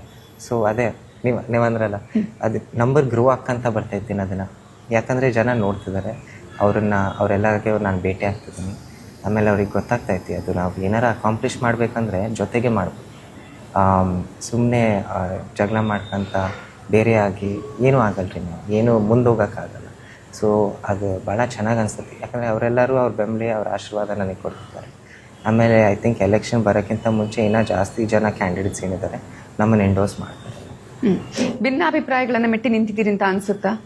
ಅಂದರೆ ಮ್ಯಾಮ್ ಲೈಕ್ ಈಗ ಏನು ಡಿಫ್ರೆನ್ಸ್ ಆಫ್ ಒಪಿನಿಯನ್ಸ್ ಇದೆ, ಈಗ ಆಲ್ರೆಡಿ ಇನ್ನೂ ಕೂಡ ಒಂದಷ್ಟು ರೀತಿಯಾದಂತಹ ಗೊಂದಲಗಳಿದೆ, ಅವೆಲ್ಲವನ್ನ ನೀವು ಈಗ ಓಕೆ ಮೆಟ್ಟಿ ನಿಂತು ನಾವು ಮುಂದಕ್ಕೆ ಹೋಗಿದ್ದೀವಿ, ಅವರೆಲ್ಲರೂ ಕೂಡ ನಮಗೆ ಓಟ್ ಹಾಕ್ತಾರೆ, ಎಲ್ಲ ಪಂಗಡದವರು ಎಲ್ಲ ಸಮುದಾಯದವರು ನಿಮ್ಮ ಜೊತೆ ಇದ್ದಾರೆ ಅಂತ ಅನ್ಸುತ್ತಾ? ಡೆಫಿನೆಟ್ಲಿ ಮ್ಯಾಮ್, ಅವರೆಲ್ಲರ ಆಶೀರ್ವಾದ ತಗೊಂಡೇ ನಾನು ಮುಂದೆ ಹೆಚ್ಚಿಟ್ರಿ. ಬಿಕಾಸ್ ನಾನು ಇವೆಲ್ಲ ಗೊಂದಲಗಳಾಗಕ್ಕಾರ ನಾವು ನಮ್ಮದು ಎಲ್ಲ ಮುಖಂಡರು, ಎಲ್ಲ ಜಾತಿ, ಎಲ್ಲ ಧರ್ಮ, ಎಲ್ಲ ವರ್ಗದಿಂದ ಬರೋ ಮುಖಂಡರಿಗೆ ಜೊತೆ ಅದೇ ಡಿಸ್ಕಸ್ ಮಾಡಿದೆ. ಈ ಟಿಕೆಟಿಂದ ನನ್ನ ಹೆಸರು ಬಂದಾಗ ಅಂದರೆ ಪರ್ಸ್ನಲಾಗಿ ಅವ್ರ ಮನೆಗಳಿಗೂ ಅವ್ರು ಯಾವಾಗಾರ ಸಿಗ್ತಿದ್ರು ನನಗೆ, ಅವಾಗ ಅದೇ ಕೇಳ್ತಿದ್ದೆ, ರೀ ಶಾಮನೂರು ಶಿವಶಂಕರಪ್ಪರಂತೆ ಶಾಂತಿ ಎಲ್ಲರಿಗೂ ಅದೇ ಅನುಭವಿಸ್ತಾರೆ ಶಾಮನೂರು ಶಿವಶಂಕರಪ್ಪ ನೆನೆಸ್ಕೊಂಡಾಗ. ಸೊ ನನ್ನ ಹೆಸರು ಎಲ್ಲರೂ ತಗೊಂತಿದ್ರ, ಬಟ್ ಇದರಿಂದ ಒಬ್ಬರು ಇಬ್ರಿಗೂ ಅಶಾಂತಿ ಅನಿಸ್ತಂದರೆ ನನ್ನ ಹೆಸರು ಬೇಡ, ಯಾಕೆ ಸುಮ್ಮನೆ ಜೋಡಿಸ್ಬೇಡ್ರಿ, ಬೇರೆಯವ್ರು ಇದ್ದಾರೆ ಅಂದರೆ ಕ್ಯಾಂಡಿಡೇಟ್ ಮುಂದೆ ಬರಲಿ ಅಂತಲೇ ನನ್ನ ಫಸ್ಟ್ ವಿಚಾರ ಇತ್ತು ಮ್ಯಾಮ್. ಬಟ್ ಅವರೆಲ್ಲ ನನಗೆ ಹೆಂಗೆ ಅಂಡರ್ಸ್ಟ್ಯಾಂಡ್ ಮಾಡ್ಯಾರ, ಆಮೇಲೆ ಅದು ಸತ್ಯನೇ, ಇದು ಒಂದು ಬೈ ಎಲೆಕ್ಷನು. ಶಾಮನೂರು ಶಿವಶಂಕರಪ್ಪ ಅವರು ಎಷ್ಟು ರಿವಿಯರ್ಡ್ ಇಂಡಿವಿಜುವಲ್ಲು. ಸೊ ಇದು ಬೈ ಎಲೆಕ್ಷನ್ ಇರೋದ್ರಿಂದ ಅವರು ತೀರ್ಕೊಂಡ್ಯಾರೆ. ಸೊ ಈ ಪದ್ಧತಿ ಪ್ರಕಾರ ಒಬ್ಬರು ಮನೆಯಲ್ಲೇ ಒಬ್ಬೊಬ್ಬರಿಗೆ ಯಾರಿಗಾರ ಟಿಕೆಟ್ ಕೊಟ್ಟು ಅವರಿಗೆ ಗೆಲ್ಸೋದು ಎಲ್ಲದು ಜವಾಬ್ದಾರಿ ಆಗ್ತೈತಿ. ಆಮೇಲೆ ಅವರು ನೋಡ್ಕೊಂಡ್ರೆ ಅದು ನಾನು ಎಷ್ಟು ಕೆಲಸ ಮಾಡ್ತೀನಿ, ಆಸ್ಪತ್ರೆಯಲ್ಲಿರಲಿ, ಎಜುಕೇಷನ್ ಇನ್ಸ್ಟಿಟ್ಯೂಟ್ನಲ್ಲಿರಲಿ, ಕಾರ್ಖಾನೆಯಲ್ಲಿರಲಿ, ಸೊ ಯಾವಾಗಲೂ ಅವ್ರನ್ನ ಸ್ಪಂದಿಸೋದು, ಅವ್ರಿಗೆ ಏನಾರ ಸಹಾಯತೆ ಮಾಡೋದು. ಸೊ ಅದನ್ನೇ ನನ್ನ ಹೆಸರು, ಅದು ನನ್ನ ಕೆಲಸ, ಅದೇ ನನ್ನ ಮುಂದುವರೆದು. ಎಸ್, ಬೈ ಎಲೆಕ್ಷನ್ ಅಂತ ಹೇಳಿದಂತಹ ಸಂದರ್ಭದಲ್ಲಿ ನಿಮ್ಮ ಫ್ಯಾಮಿಲಿಗೆ ಒಂದೆಲ್ಲೋ ಒಂದು ರೀತಿ ಒಂದು ಲಿಂಕ್ ಅಥವಾ ಒಂದು ಸಂಬಂಧ ಇದ್ದ ಹಾಗೆ, ನಿಮ್ಮ ಅಪ್ಪ ಅವರು ಕೂಡ ಬೈ ಎಲೆಕ್ಷನಲ್ಲಿ ಗೆದ್ದಿರುವಂಥದ್ದು, ಶಾಮನೂರು ಶಿವಶಂಕರಪ್ಪ ಅವರು MP ಆದಂತಹ ಸಂದರ್ಭದಲ್ಲಿ ಅಂತೇಳಿ ನಿಮಗೂ ಕೂಡ ಆ ರೀತಿಯಾದಂಥ ಒಂದು ಈಗ ಅವಕಾಶ ಸಿಕ್ಕಿರುವಂಥದ್ದು, ಅಜ್ಜ ಇಲ್ಲ ಅನ್ನುವಂತಹ ಸಂದರ್ಭದಲ್ಲಿ ಇದ್ರ ಬಗ್ಗೆ ಏನು ಅನಿಸುತ್ತೆ? ಏನ್ರಿ ಅಂತಾರಲ್ರಿ ma'am, history repeats it sir. So Congress I think ಗೆದ್ಕಂತ ಬಂದೈತಿ, history will repeat it sir. Okay, BJPಗಿಂತ ನೀವು ಯಾವ್ಯಾವ ಅಂಶಗಳಲ್ಲಿ ಮುನ್ನಡೆಯಲ್ಲಿ ಸಾಧಿಸ್ತಾ ಇದ್ದೀರಿ ಅಂತ ಅನ್ಸುತ್ತೆ? BJP ಅವರಿಗೆ ದೊಡ್ಡ ಮಟ್ಟದಲ್ಲಿ ಪ್ರಚಾರ ಮಾಡ್ತಿದ್ದಾರೆ, ಸೊ ಅವ್ರಿಗಿಂತ ನೀವು ಯಾವುದರಲ್ಲಿ ಫಾರ್ ಇದ್ದೀರಿ? ಐ ಥಿಂಕ್ ನಾವು ಕ್ಲಿಯರಾಗಿ ನೋಡಿದ್ರೆ ಮ್ಯಾಮ್, ಈ 25 ಕ್ಯಾಂಡಿಡೇಟ್ಸ್ನಲ್ಲಿ ನಾನು ನೋಟಿಸ್ ಮಾಡೀನಿ, ಇದು ಅಷ್ಟು ಸ್ಪಷ್ಟವಾಗಿ ನೋಟಿಸ್ ಮಾಡಿದ್ದಿಲ್ಲ ನಮ್ಮ ಅಮ್ಮರದು ಅಪ್ಪದ ಎಲೆಕ್ಷನಲ್ಲಿ. ನಾವು ಪ್ರತಿ ಕಡೆ ಹೋಗ್ತೀವಿ ರೀ ಮ್ಯಾಮ್. ಆಮೇಲೆ ನನಗೂ ಇದು ಚೂರು ವಿಚಿತ್ರ ಅನಿಸ್ತತಿ. ನಾವು ಪ್ರತಿ ವಾರ್ಡಿಗೆ ಹೋಗ್ತೀವಿ, ಪ್ರತಿ ಗ್ರಾಮಕ್ಕೆ ಹೋಗ್ತೀವಿ, ವಾರ್ಡ್ನಲ್ಲಿನೂ ಎಲ್ಲರ ಮನೇನೂ ಹೋಗ್ತೀವಿ, ಎಲ್ಲರನ್ನೂ ಸ್ಪಂದಿಸ್ತೀವಿ. ಬಟ್ ಬೇರೆ ನಮ್ಮ ವಿರುದ್ಧ ಇರೋರು ಕ್ಯಾಂಡಿಡೇಟ್ಸು ಭಾಳ ಜನ ಸ್ಟ್ರಾಟಜೈಸ್ ಮಾಡ್ತಿದ್ದಾರೆ. ಹೆಂಗಂತ ಅವ್ರ ಸ್ಟ್ರಾಟಜಿ ಬರೀ ಸ್ಪೆಸಿಫಿಕ್ ವಾರ್ಡ್ಸಿಗೆ ಹೋಗೋದು, ಬರೀ ಸ್ಪೆಸಿಫಿಕ್ ಮನೆಗಳಿಗೆ ಹೋಗೋದು. ಇದು ಪ್ರಜಾಪ್ರಭುತ್ವ ಐತಾ ಇಲ್ಲ ಅಂತ ನನ್ನ ಪ್ರಶ್ನೆ. ಇದು ಎಕ್ಸ್ಟ್ರೀಮ್ಲಿ ಆ್ಯಂಟಿ ಡೆಮೊಕ್ರಾಟಿಕ್. ನೀವು MLA ಆಗ್ತೀರಂದರೆ ಎಲ್ಲರ ಪರವಾಗಿ MLA, 2,35,000 ಜನ ಮತ ಹಾಕೋರು, ಅವ್ರ ಪರವಾಗಿ ಅವ್ರ ಮಕ್ಕಳ ಪರವಾಗಿ MLA. ಇದು ಮೆಜಾರಿಟಿ ರೂಲ್ ಅಲ್ಲ, ಇದು ಎಲ್ಲ ವರ್ಗ ಎಲ್ಲ ಧರ್ಮದ ಜನನ ಜೋಡಿಸ್ಕೊಂಡು ಮುಂದೆ ಹೋಗ್ಬೇಕು ನಾನು. ಸೊ ಅದು ನಮ್ಮ ಯುನೀಕ್, ಅದು ನಮ್ಮ ಕಾಂಗ್ರೆಸ್ ಪ್ರಿನ್ಸಿಪಲ್ಲು. ಇದನ್ನೇ ಮುಂದುವಹಿಸ್ತಿದ್ದೀನಿ, ಎಲ್ಲರನ್ನೂ ಸಂಪರ್ಕನಲ್ಲಿ ಇಟ್ಕೊತಿದ್ದೀನಿ. ಸೊ ಅದೇ ನಮ್ಮದು ಶಸ್ತ್ರ. ನಾವು ಹೆಂಗೆ ಎಲ್ಲರ ಜೊತೆ ಇರ್ತೀವಿ, ಎಲ್ಲರ ಜೊತೆ ಒಂದೇ ತಟ್ಟಿನಲ್ಲಿ ತಿಂತೀವಿ, ಅದೇ ನಮ್ಮ ಶಕ್ತಿ ನಾವು. ಸೊ ಅದಕ್ಕೆ ಎಲ್ಲ ಡೆಮೋಗ್ರಾಫಿಕ್ಸಿಗೆ ನಾವು ಅಪೀಲ್ ಆಗ್ತೀವಿ ನಾವು. ನಿಮಗೆ ಯಾವತ್ತಾದರೂ ಶಾಮನೂರು ಶಿವಶಂಕರಪ್ಪ ಅವರು ಇದ್ದಂತಹ ಸಂದರ್ಭದಲ್ಲಿ ರಾಜಕೀಯದ ಬಗ್ಗೆ, ಅಂದರೆ ಈ ಥರ ರಾಜಕಾರಣ ಇರುತ್ತೆ ಅಂತ ನೀವೆಲ್ಲ ಕೂತು ಮಾತಾಡಿರೋದು, ನೀವು ಆಲ್ರೆಡಿ ಅಮ್ಮ ಅಪ್ಪನ ಪ್ರಚಾರದಲ್ಲಿ ಹೋಗಿದ್ರಿ, ಅದಕ್ಕಿಂತ ಮುಂಚೆ ಅವ್ರ ಹತ್ರ ಕೂತು ಮಾತಾಡಿರೋದು, ಇದರ ಬಗ್ಗೆ ತಿಳ್ಕೊಂಡಿರುವಂಥದ್ದು, ಆ ಥರಗಳ ನೆನಪುಗಳಿದೆಯಾ? ಇಲ್ಲ ಮ್ಯಾಮ್, ನಿಜ ಹೇಳ್ಬೇಕಂದ್ರೆ ಇದು ರಾಜಕೀಯ ಸ್ಟೇಟ್ ಕ್ರಾಫ್ಟ್ ಅಂತಾರಲ್ಲ, ಅದು 4 ಡೈಮೆನ್ಷನಲ್ ಚೆಸ್ಸು ಅವೆಲ್ಲ, ಅದ್ರ ಬಗ್ಗೆ ಯಾವಾಗೂ ಮಾತಾಡೋರು ಮ್ಯಾಮ್. ಯಾಕಂದರೆ ಅದೆಲ್ಲ ಅವರು ಲೀಡರ್ಸ್ ಆಗಿ ಅವ್ರು ಮಾಡ್ತಾರೆ. ಸೊ ಅದರಲ್ಲಿ ಏನಂತಾರೆ, ನಾನು ಒಕ್ಕಾದಿಲ್ಲ ಆ ಮಾತುಗಳು ಮಾತಾಡೋಕ್ಕೆ ಅವ್ರ ಜೊತೆ. ಬಟ್ ಏನಾರ ಇದ್ದರೆ ಬರೀ ಇದು ಜನಸೇವೆ ಬಗ್ಗೆ ಮ್ಯಾಮ್. ನಾವು ಎಲ್ಲರ ಹೋದಾಗ ಯಾವ್ದಾರ ಈ ಸಮಸ್ಯೆ ಐತಿ, ಒಬ್ರು ಸಿಕ್ಕಿದ್ರು, ಅವ್ರಿಗೆ ಆಟೋ ಬೇಕೈತಿ, ಆಟೋದು ಒಂದು ಸ್ಕೀಮ್ ಐತಿ, ಅವ್ರ ಹೆಸರು ಜೋಡಿಸ್ಬೋದ್ರ ಆ ಸ್ಕೀಮಿಗೆ, ಯಾವ ಆಫೀಸರನ್ನು ಕಾಣಬೇಕು ಹೆಸರು ಜೋಡ್ಸೋಕ್ಕೆ, ಅವ್ರನ್ನ ಕಳಿಸೋದು. ಸೊ ಅಂಥ ಈ ಚಿಕ್ಕ ಕೆಲಸಗಳು, ಲೈಕ್ ಎಕ್ಸಾಂಪಲ್ ಇದು MP ಎಲೆಕ್ಷನ್ ಆದಮೇಲೆ ನಾನು ವಲತಾಂಡ ಅಂತ ಒಂದು ಊರಿಗೆ ಹೋಗಿದ್ದೆ ಮ್ಯಾಮ್, ಹರಪನಹಳ್ಳಿನಲ್ಲಿ. ಅಲ್ಲಿ ಒಂದು ಅಡ್ಡ ಹೆಸರು ಇಟ್ಟಾರೆ ತಾಂಡಕ್ಕೆ, ನೆಟ್ವರ್ಕ್ ತಾಂಡ ಅಂತ. ಯಾಕಂದರೆ ನೆಟ್ವರ್ಕೇ ಸಿಗಂಗಿಲ್ಲ ಅಂತ ನೆಟ್ವರ್ಕ್ ತಾಂಡ. ಆಮೇಲೆ ಅಲ್ಲಿನೂ ಎಲ್ಲ ಎಜುಕೇಟೆಡ್ ಜನ, ಆಮೇಲೆ ರೈತರು ಎಲ್ಲರೂ ಫಾರ್ಮಿಂಗ್ ಮಾಡ್ತಾರೆ. ಸೊ ಅಲ್ಲಿ ಹೋದಾಗ ಮುಖಂಡರು ಹೇಳಿದ್ರು, ಅದು ಯಾಕಂದರೆ ಒಂದು ವ್ಯಾಲಿನಲ್ಲಿ ಐತಿ ಮ್ಯಾಮ್, 2 ಗುಡ್ಡಗಳ ಮಧ್ಯನೇ ಐತಿ.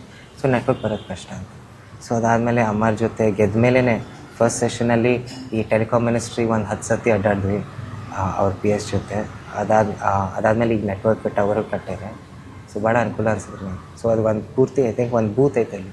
ಸೊ ಅವರೆಲ್ಲರಿಗೂ ಚೂರು ಸಾಹಿತ್ಯ ಆಯಿತು, 1,000-2,000 ಜನ, 1,000-1,500 ಜನಕ್ಕೆ.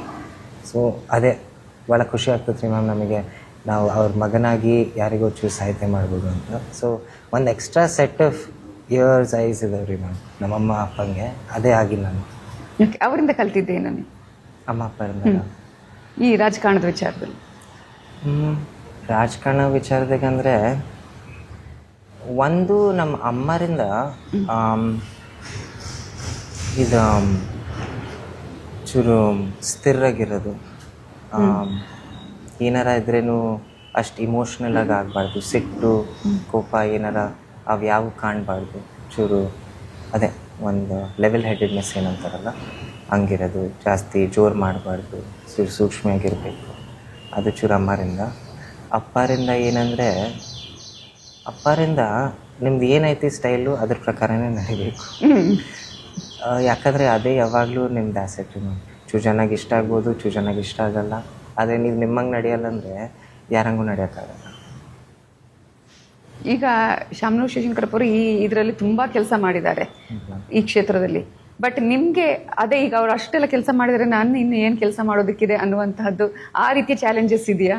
ಅಂದರೆ ಅಜ್ಜಾರಿನೂ ಕೆಲಸಗಳು ಬಿಟ್ಟೇ ಇಲ್ಲ ಅಂತನಾ? ತುಂಬ ಕೆಲಸಗಳ ಆಗಿದೆ ಅನ್ನೋದನ್ನ ಈಗ ಜನರು ಹೇಳ್ತಾ ಇದ್ದಾರೆ. ಸೊ ನಿಮ್ಗೆ ಇನ್ನು ನಾನು ಯಾವ್ಯಾವ ಕ್ಷೇತ್ರಗಳಲ್ಲಿ ಮಾಡಬೇಕು, ಈ ಥರದ್ದು ಯಾವುದಿದೆ, ನನಗೆ ಇನ್ನೇನು ಆ ಥರದ್ದು ಏನಾದರೂ?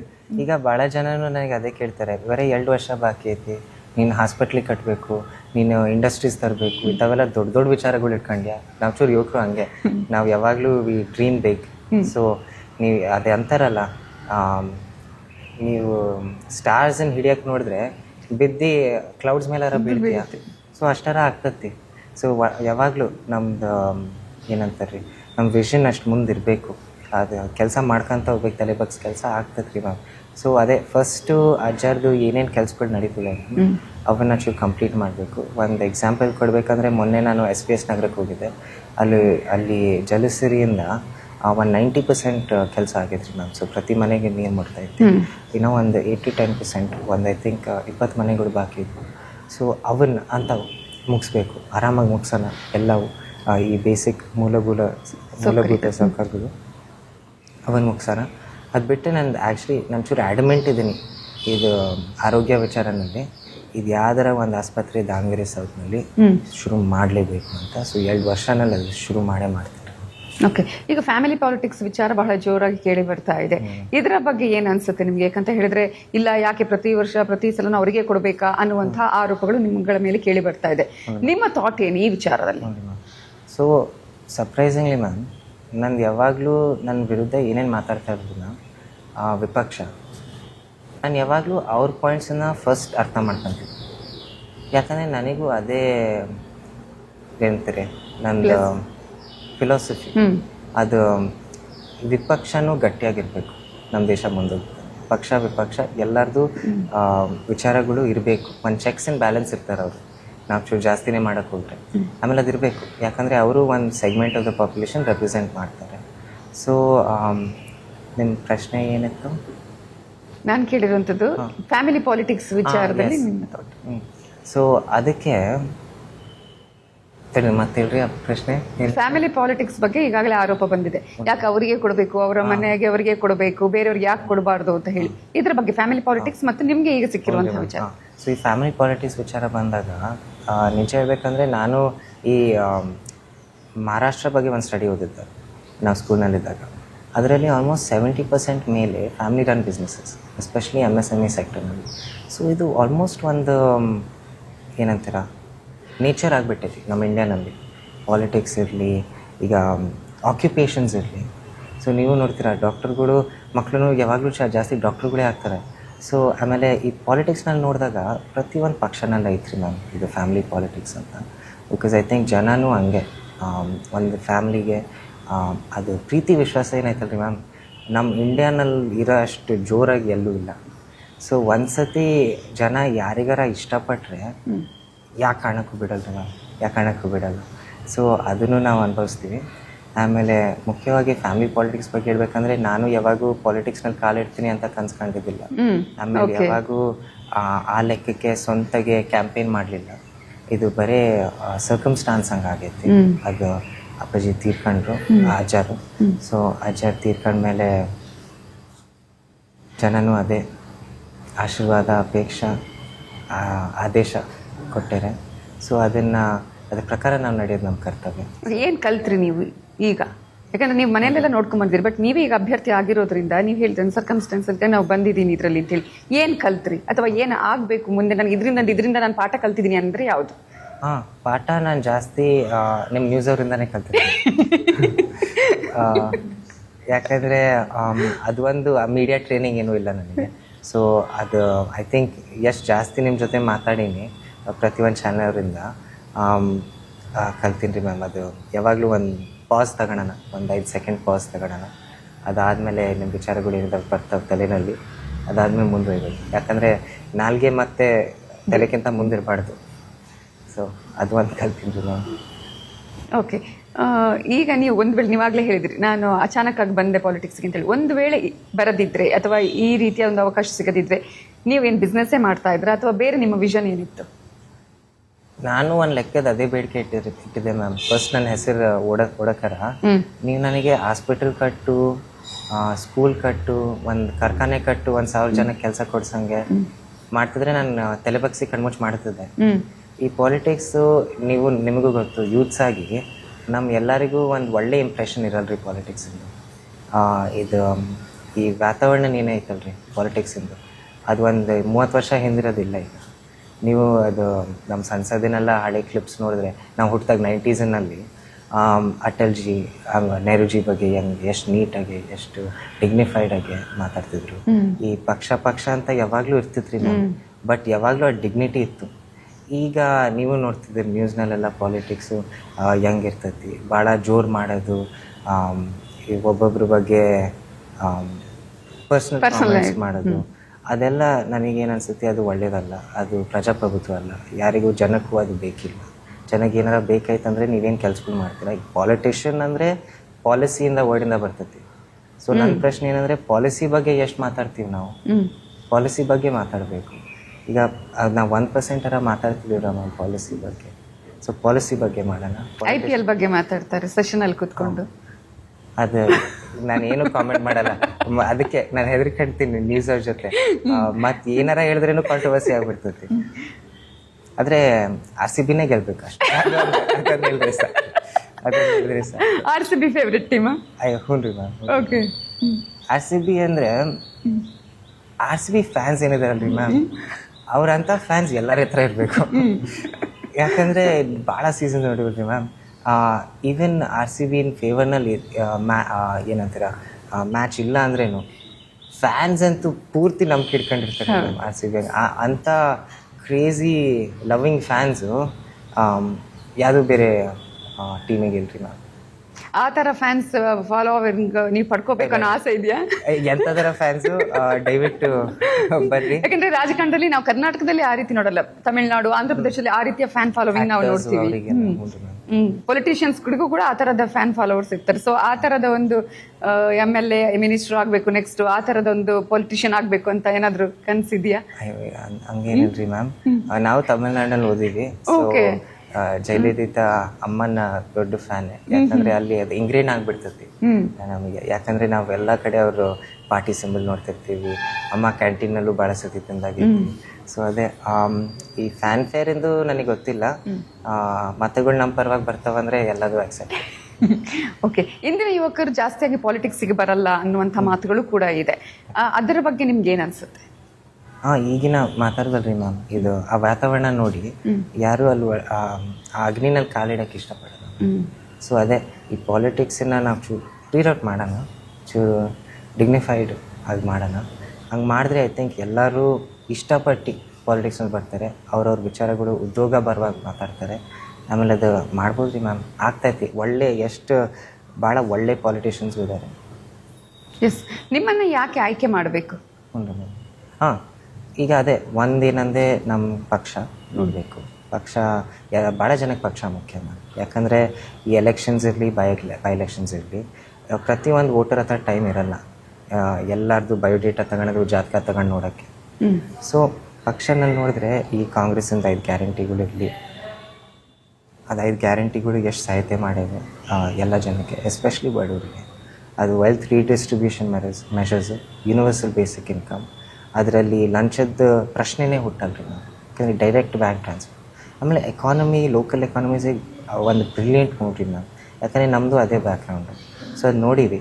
ಆಮೇಲೆ ನನಗೆ ಎಷ್ಟು ಹೆಮ್ಮೆ ಆಗ್ತೈತಿ, ಅದು ನಮ್ಮ ಕಾಂಗ್ರೆಸ್ ಸರ್ಕಾರ ಇದು 5 ಗ್ಯಾರಂಟಿ ಮೆಷರ್ಸ್ ಇಂಟ್ರೊಡ್ಯೂಸ್ ಮಾಡಿರೋದು ಆ್ಯಕ್ಚುಲಿ ಒಂದು ರಿಸ್ಕ್ ಅಂದ್ರಿ ನಾನು. ಅವರು 3 ವರ್ಷ ಹಿಂದೆ ಇಂಟ್ರೊಡ್ಯೂಸ್ ಮಾಡಿದ್ರು. ಯಾಕಂದರೆ ಅದು ಒಂದು ಎಕ್ಸ್ಪೆರಿಮೆಂಟ್ ಅಂಗೆ, ಒಳ್ಳೇದಾಗ್ತತ್ತ ಕೆಟ್ಟದಾಗ್ತತ್ತ, ಬಜೆಟ್ ಮತ್ತು ನಮ್ಮದು ಡೆಟ್ ಇನ್ಕ್ರೀಸ್ ಆಗೋದು ಪ್ರಾಬ್ಲಮ್ ಆಗ್ತತ್ತ. ಬಟ್ ಎಷ್ಟು ಧೈರ್ಯವಾಗಿ ನಮ್ಮ ಕಾಂಗ್ರೆಸ್ ಸರ್ಕಾರ ಬಡವರನ್ನ ಸೇವೆ ಮಾಡೋಕ್ಕೆ ಇದ್ದೀವಿ ನಾವು. ಸರ್ಕಾರ ಐತಂದರೆ ಅದಕ್ಕೆ ಆ ಮೆಷರ್ಸ್ ಮುಂದುವೈದ್ರು. ಆಮೇಲೆ ಅದರಿಂದ ಎಷ್ಟೊಂದು ಜನಕ್ಕೆ ಸೇವೆ ಆಗೈತೆ, ಎಷ್ಟೊಂದು ಜನಕ್ಕೆ ಅನುಕೂಲ ಆಗೈತೆ. ಸೊ ಅದು ಒಂದು ಪಕ್ಷದ ಮಾತು. ಇನ್ನೊಂದು ನಮ್ಮ ಸ್ವಂತಾಗೆ ನಮ್ಮ ನಡೆ ಏನೈತೆ, ಸೊ ಅದು ಮುಂಚೆ ಮೆನ್ಷನ್ ಮಾಡಿದ್ರಿ ನಾವು, ಜನಸಂಪರ್ಕ ಏನೈತಲ್ರಿ ನಾವು, ಶಾಮನೂರು ಶಿವಶಂಕರಪ್ಪರ ಎಲ್ಲರೂ ಅದಕ್ಕೆ ನೆನೆಸ್ತಾರೆ. ಈ ಒಬ್ಬರು ಯಾವುದೋ ಇಂಟರ್ವ್ಯೂನಲ್ಲಿ ನೋಡಿದೆ,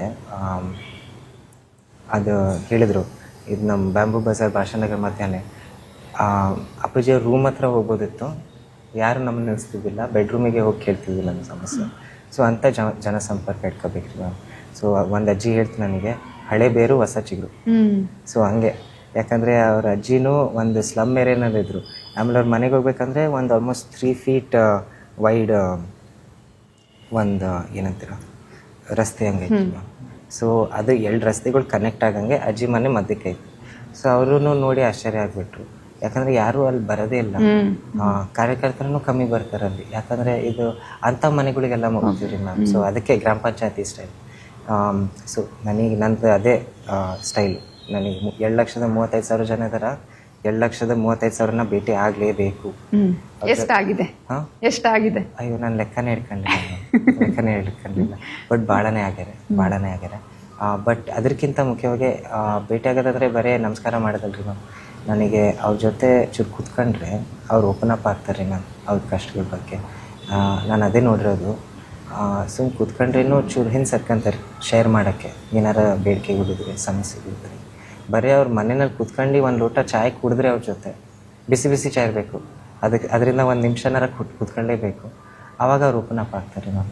ಅವ್ರದ್ದು ಏನಾರ ಸ್ವಂತ ಸಮಸ್ಯೆ ಐತೆ, ಅವ್ರ ಮಕ್ಳದ್ದು ಏನಾರ ಸಮಸ್ಯೆ ಐತೆ. ಆಮೇಲೆ ಅದು ಸಮಸ್ಯೆ ಕೇಳೋದು ಅದೇ ಅರ್ಧ ಕೆಲಸ ಕೇಳಿಸ್ಕೊಳ್ಳೋದು. ಅದಾದಮೇಲೆ ಪರಿಹಾರ ಅದಷ್ಟಿಗೆ ಅದು ಬರ್ತದೆ ರೀ. ಸೊ ಅದು ಒಂದು ನಮ್ಮ ಜನಸಂಪರ್ಕ.